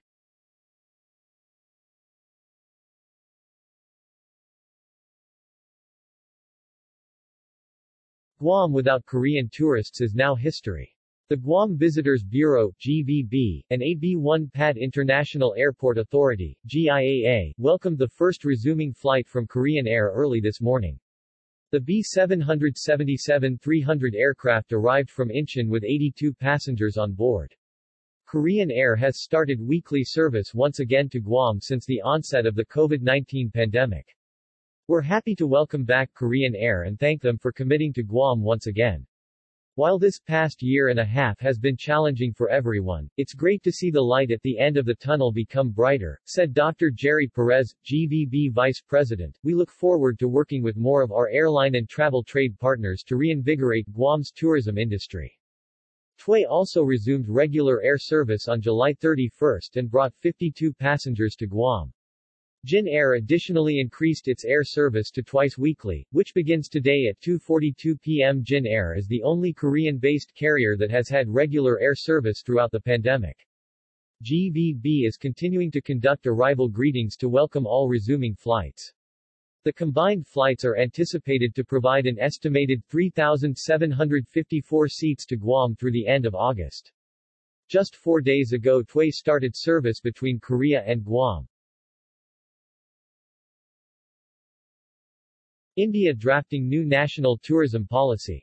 The Union Cabinet Minister of Culture, Tourism and Development of the Northeastern Region, DONOR, Government of India, Mr. G. Kishan Reddy, today said that the tourism sector is one of the major sectors in India for economic growth and employment generation. This new tourism policy will provide proper response, investments, and support from village gram panchayats to governments. A draft strategy is also in the works for the development of the MICE tourism industry. The minister said there is a need to focus energies on not just reviving the sector but making this sector one of the drivers to revive the economy. The government is in the process of drafting a new national tourism policy in India. I urge all stakeholders to participate in preparing the new national tourism policy, Mr. Reddy stated. Addressing the Second Travel, Tourism and Hospitality E-Conclave Resilience and the Road to Recovery, organized virtually by FICCI, Mr. Reddy said, once we adopt the new policy, it will be helpful, particularly for the stakeholders. Through this policy, we will get proper response, investments, and support from village gram panchayats to governments. Mr. Reddy also stated that they have also put up a draft strategy for the development of MICE tourism and all stakeholders should come forward and share their opinion. Stakeholders must also impress upon the state governments to give industry status to tourism as this will greatly help in developing the sector, particularly the infrastructure. To achieve the true potential of tourism, the fundamental requirement is to ensure coordination at every level of the activity. We need to have a proactive approach from every stakeholder including the industry, state government, and central government, he added. Speaking on the various initiatives taken by the government, Mr. Reddy said that the central government plays an important role in developing a strong visitor economy, which is evident from the fact that the Ministry of Tourism has also undertaken a slew of initiatives, such as the Incredible India 2.0 campaign focusing on niche tourism products including wellness and adventure tourism, as well as investment into the industry through schemes, such as Prashad and Swadesh Darshan along with extension of the e-visa to 169 countries, which has proven to be successful in increasing the number of foreign and domestic visitors in India. Globally, he said, the entire tourism industry is going through a transition phase. Today, there is a need to focus our energies on not just reviving the sector but making this sector one of the drivers to revive the economy. Digitalization can be the way forward to make the tourism sector attractive, he noted. Tourism, Mr. Reddy said, is not just about attractive destinations and leisure activities, but it has emerged as one of the fundamental pillars of economic development and employment generation. It not only acts as a massive growth engine but also enhances the nation's soft power. This dual pact makes it one of the most important sectors in the modern globalized economy, he added. Dr. Yatsna Suri, past president, FICCI and chairperson, FICCI Travel, Tourism and Hospitality Committee and CMD, the Lalit Suri Hospitality Group, said that in the long term they are requesting that the travel tourism and hospitality sector become part of the concurrent list and that they are granted the infrastructure industry status so that they can avail of the benefits that other manufacturing and other industries get. She also urged the government that there should be no end date to the free tourist visas for up to 5 lakh tourists. The ECLGS scheme has not many takers because of the short timeline. We request that there should be a 4-year moratorium followed by a 4-year period for repayment, added Dr. Suri. Mr. Dilip Shenoy, Secretary-General, FICCI, said that the travel, tourism, and hospitality sector that once contributed 9% to India's GDP with an equivalent share in employment generation, has been facing heavy job losses and piling debt. At this point, we need urgent intervention from the center in the form of a stimulus package and much-deserved industry status, he added. Rebuilding travel. Slow recovery for post-COVID corporate air travel. With the COVID-19 outbreak forcing the corporate world to work on cost-cutting strategies, travel spend is expected to experience heightened management to discover newer cost-saving opportunities. Due to the COVID-19 outbreak, companies are looking for ways to cut back on their expenses. Pre-pandemic, corporate travelers represented about half of all major airline revenue. Airline travel for business is expected to shrink permanently by 19%.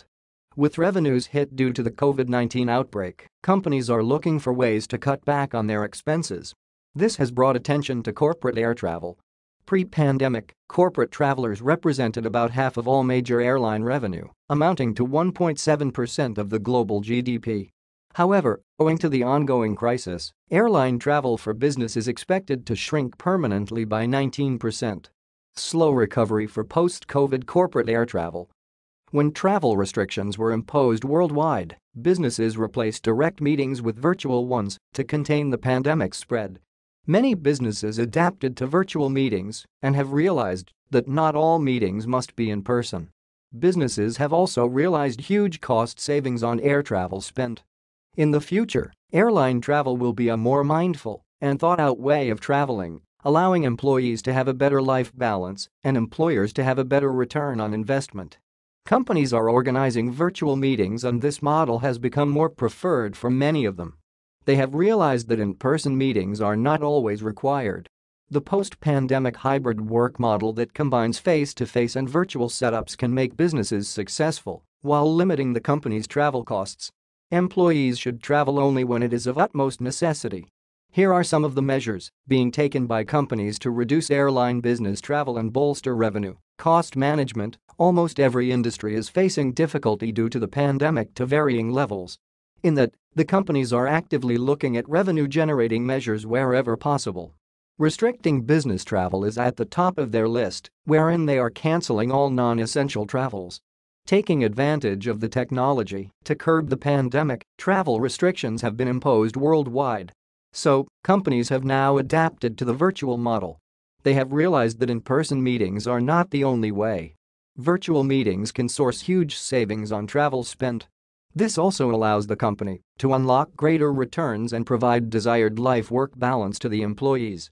Health and hygiene considerations for the employees. In the pre-pandemic era, businesses focused extensively on cost. Employee health and hygiene measures have never become so important. Employee safety is the prime concern now.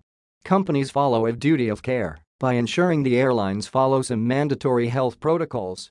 Travel decisions are being taken based on the travel provider's safety measures and if the employee is willing to travel or not. In the ongoing crisis, flight fares remain unpredictable, and they are expected to stay highly volatile per the airline strategies. This makes it difficult for companies to find the best price for corporate travel. As a result, to improve air travel spend, they have started depending on third-party travel solutions. Travel agencies have proved to be better partners for the corporate world thanks to their 24/7 seamless services, global support, technology-enabled tools that assure minimal travel disruptions, and an increased focus on travelers' safety. Businesses have suffered around the world in this pandemic. Thus, cost-cutting will remain their prime focus at least for the coming few years.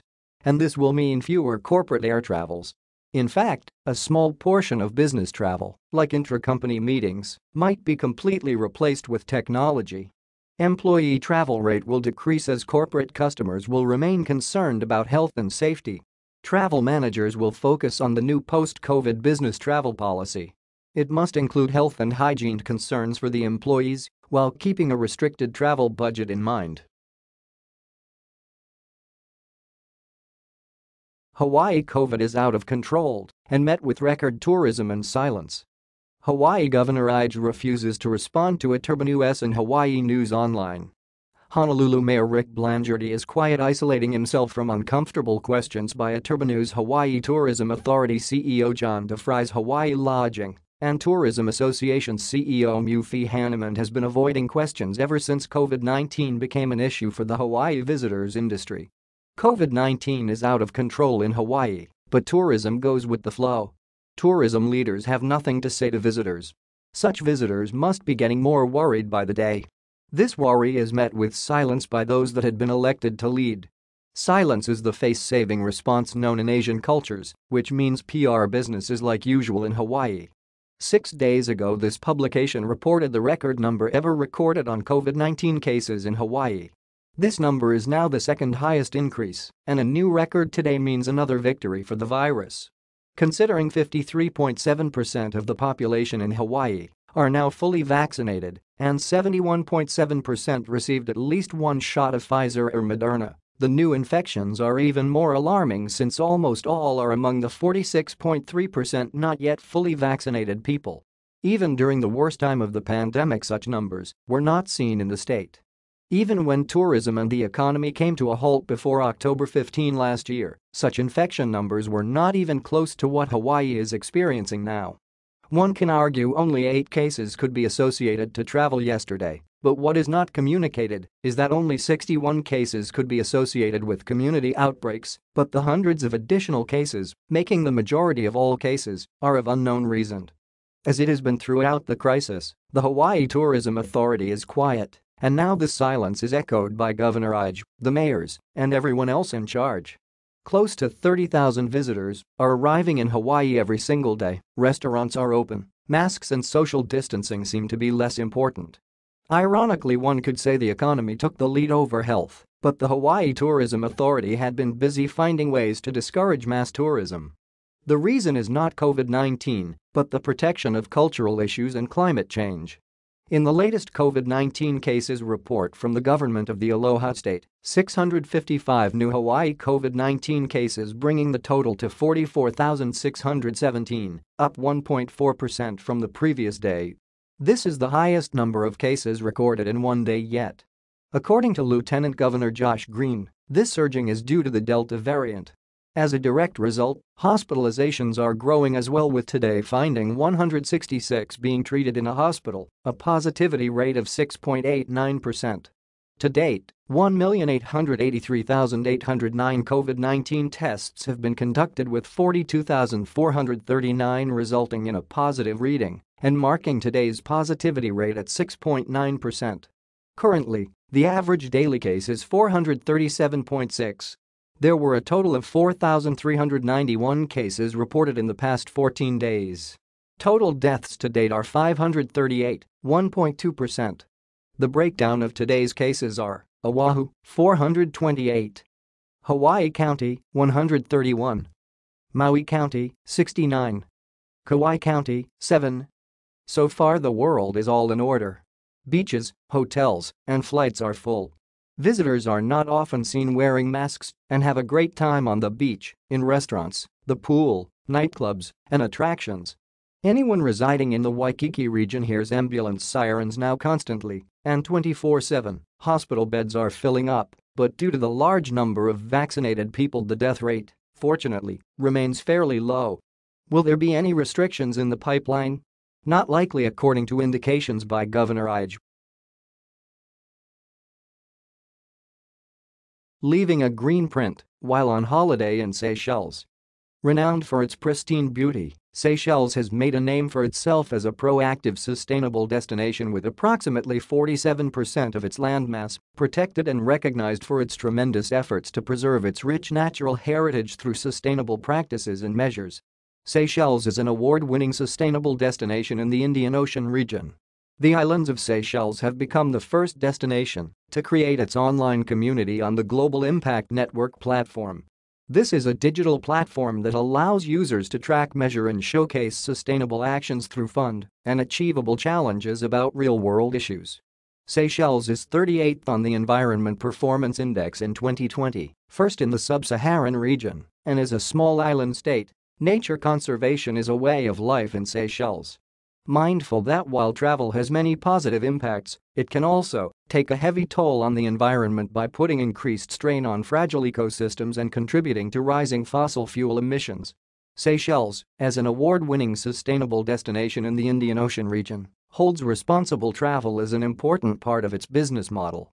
Here are 5 things visitors can do to help be part of the sustainable tourism movement while on your holiday in Seychelles. Get to know the destination before your trip. To have a full experience of the destination, get familiar with the uniqueness of Seychelles even before you arrive. Read about various islands dedicated to conservation and the destination's unique flora and fauna of Seychelles to know where to go to enhance your experience. Support eco-friendly accommodation facilities and other responsible travel service providers when in Seychelles. Many conscious tourism partners make an impact through small gestures towards the environment by making use of renewable energy, having an effective waste management system, recycling, or even building using renewable materials. When in Seychelles, you can reduce your carbon footprint by hiring a bicycle to tour the smaller islands like Praslin and Ladigue. Do no harm. When visiting the beautiful islands, take care not to disturb the fragile ecosystem. It is crucial you do not remove any animal products, rocks, plants, seeds, or birds' nests, and avoid touching or standing on coral reefs. Never remove live shells from the sea, and refrain from buying products that are made from turtle shell or other endangered species. Moreover, it is illegal to do so. There are amazing conservation opportunities available for visitors to take part in whilst in Seychelles, from regular beach cleanups to participating in coral restoration programs, not forgetting the other marine conservation events. Visitors can help by getting in touch with the local environmental societies. Paradise is under threat by littering both on land and at sea. Remember to always take your litter with you. Litter such as plastic bags is harmful to marine life like fish and turtles, eventually ending up in the food chain. Water is a precious resource on small islands. While on the islands, please conserve water. You can help make an impact by taking shorter showers and by reusing bath towels rather than having them washed daily. Consume local produce. Contributing to the local economy through the empowerment of your hosts can have a positive influence on the community. While visiting, support local industries. You should definitely purchase locally grown vegetables and fruit when you are out and about the island, and of course, savor local cuisine by eating at Creole restaurants. Seychelles has a range of eco-friendly body care products, such as biodegradable or mineral-based sunscreens, shampoos, and soaps.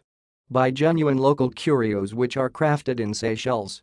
You can find myriads of items at the bazaar in town, at the various curio shops around the L'Esplanade area in Victoria, or visit the Artisans des Isles shop located on the ground floor of Camion Hall, where the many artisans of Seychelles placed their locally crafted products for sale. Should you wish to immerse yourself in local art and culture and take a piece of art home as a keepsake, galleries in Victoria and around the islands showcase the work of Seychellois artists. For your last-minute purchases, you can also drop by the Seychelles Travelers Edition shop located at the airport. Enjoy sustainable activities. As you explore the islands, opt for recreational activities that will help reduce carbon emissions, minimize pollution, or use less energy, such as kayaking, biking, or hiking. Seychelles is definitely the place to explore the great outdoors. Enjoy a wonderful hike with a host of nature trails opening up to spectacular vistas. Measure your impact. Since June 2021, Seychelles has become the first destination to create its online community on the Global Impact Network platform, a digital platform that allows users to track, measure, and showcase sustainable actions through fun and achievable challenges about real-world issues. While you are in paradise, transform your holiday experience in one that makes an impact by joining the Seychelles community. You can learn more about the Global Impact Network on their site www.globalimpact.world. On your next holiday, help our fight against climate change and make this experience a life-changing one for you and the people you love. Air France opens flights to official hometown of Santa Claus. Air France announces flights for winter 2021-2022 from Paris, France to Rovaniemi, Finland. Paris-Rovaniemi route is a significant opening for travel and tourism recovery. French travelers have been the second largest international group in Rovaniemi accommodations. Route opening ensures future growth for Rovaniemi and Lapland international tourism. Air France has announced direct flights from Charles de Gaulle Airport in Paris to Rovaniemi in early December. Air France has announced 2 weekly flights starting from December 4, 2021. The winter route will offer flights till March 5, 2022. We are glad for the newly announced route by Air France. This new connection will produce more travel for Lapland and indicates the return of flight connections for Finland and Europe, stated Peter Rivori, in charge of sales and route development at Finavia. Paris-Rovaniemi route is a significant opening for travel and tourism recovery and to ensure future growth for Rovaniemi and Lapland international travel. Statistically, the French travelers have been the second largest international group in Rovaniemi accommodations.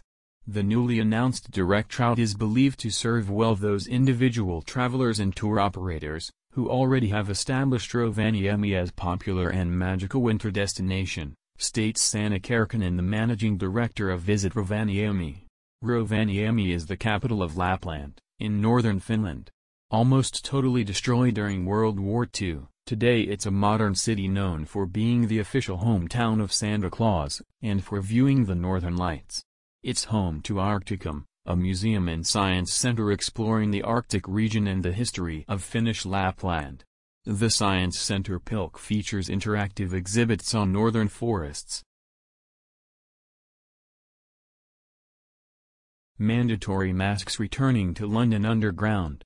If implemented, the changes proposed by Mayor Khan would effectively revert the situation on London public transportation to pre-July 19 conditions. Mask wearing on the tube could be required by law again soon.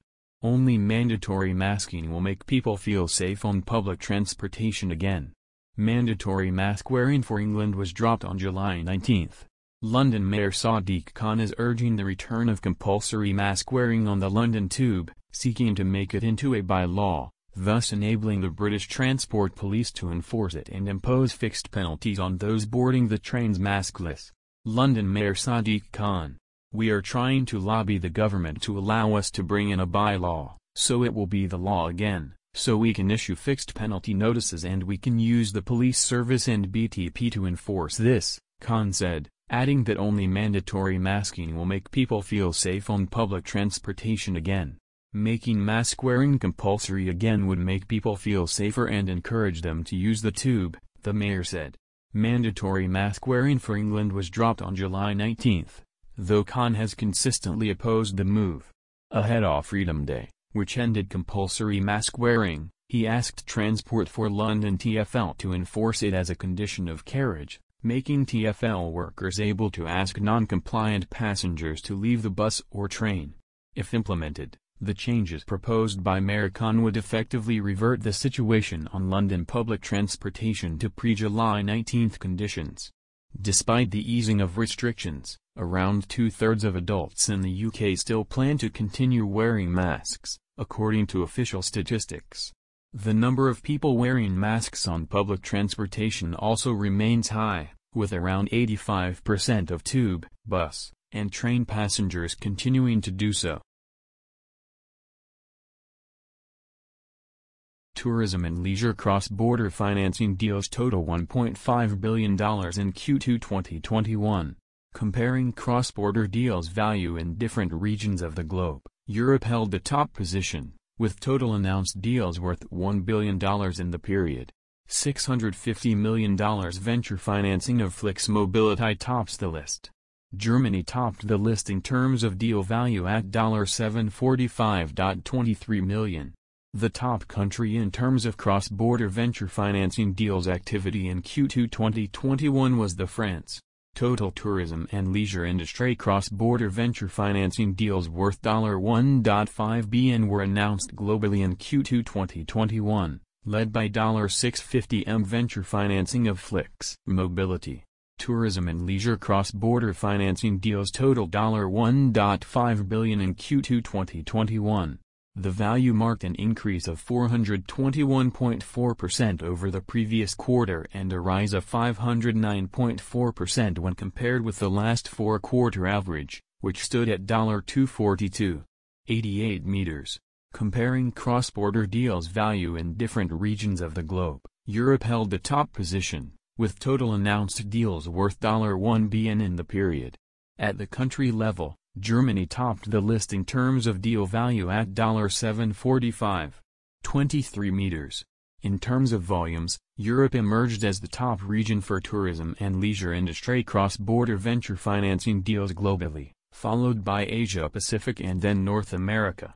The top country in terms of cross-border venture financing deals activity in Q2 2021 was France with 3 deals, followed by Germany with 3 and India with 3. In 2021, at the end, cross-border venture financing deals worth $1.5 billion were announced globally in tourism and leisure industry, marking a decrease of 243.1% year-on-year.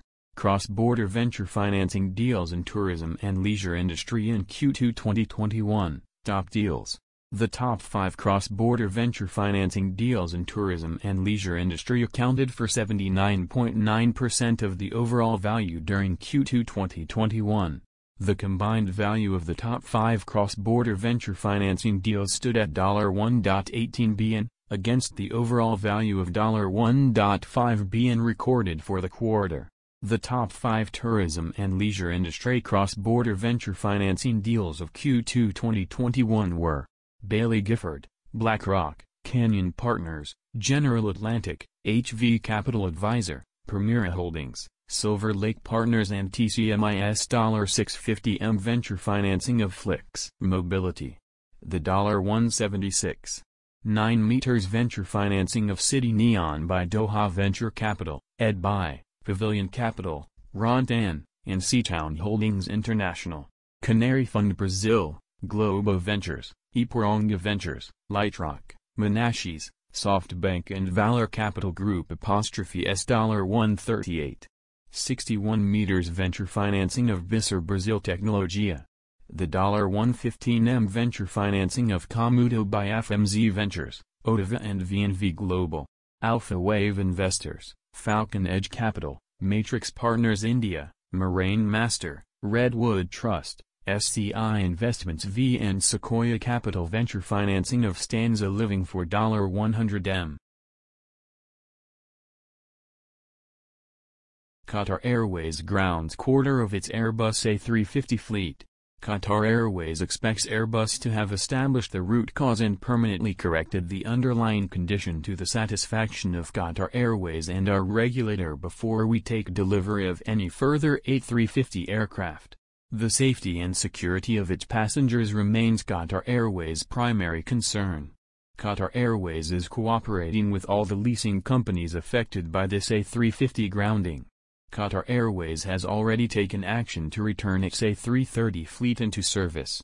In addition to its regular checks to ensure the continued safety and security of its passengers and aircraft, Qatar Airways continues to closely monitor the significant condition across its Airbus A350 fleet in which the fuselage surface below the paint is degrading at an accelerated rate. The airline is working with its regulator to ensure the continued safety of all passengers, and on this basis, and following the explicit written instruction of its regulator, 13 aircraft have now been grounded, effectively removing them from service until such time as the root cause can be established and a satisfactory solution made available to permanently correct the underlying condition. Qatar Airways grounds a quarter of its Airbus A350 fleet. The safety and security of its passengers remains Qatar Airways' primary concern. The airline will do all it can to also ensure that its passengers are not inconvenienced by the mandated removal of these aircraft from service, and will endeavor to find alternative solutions to offer the usual high standard of service to all passengers. Qatar Airways has already taken action to return its A330 fleet into service with immediate effect to offset some of the impact of the grounded A350 aircraft, and is presently looking at other solutions too. In addition to the airline's focus on protecting its reputation for offering the highest levels of customer experience, Qatar Airways is cooperating with all the leasing companies affected by this A350 grounding who have started to inspect their impacted aircraft. Qatar Airways Group Chief Executive, His Excellency Mr. Akbar Al-Baker, said, "With this latest development, we sincerely expect that Airbus treats this matter with the proper attention that it requires. Qatar Airways will not accept anything other than aircraft that continue to offer its customers the highest possible standard of safety and the best travel experience that they deserve."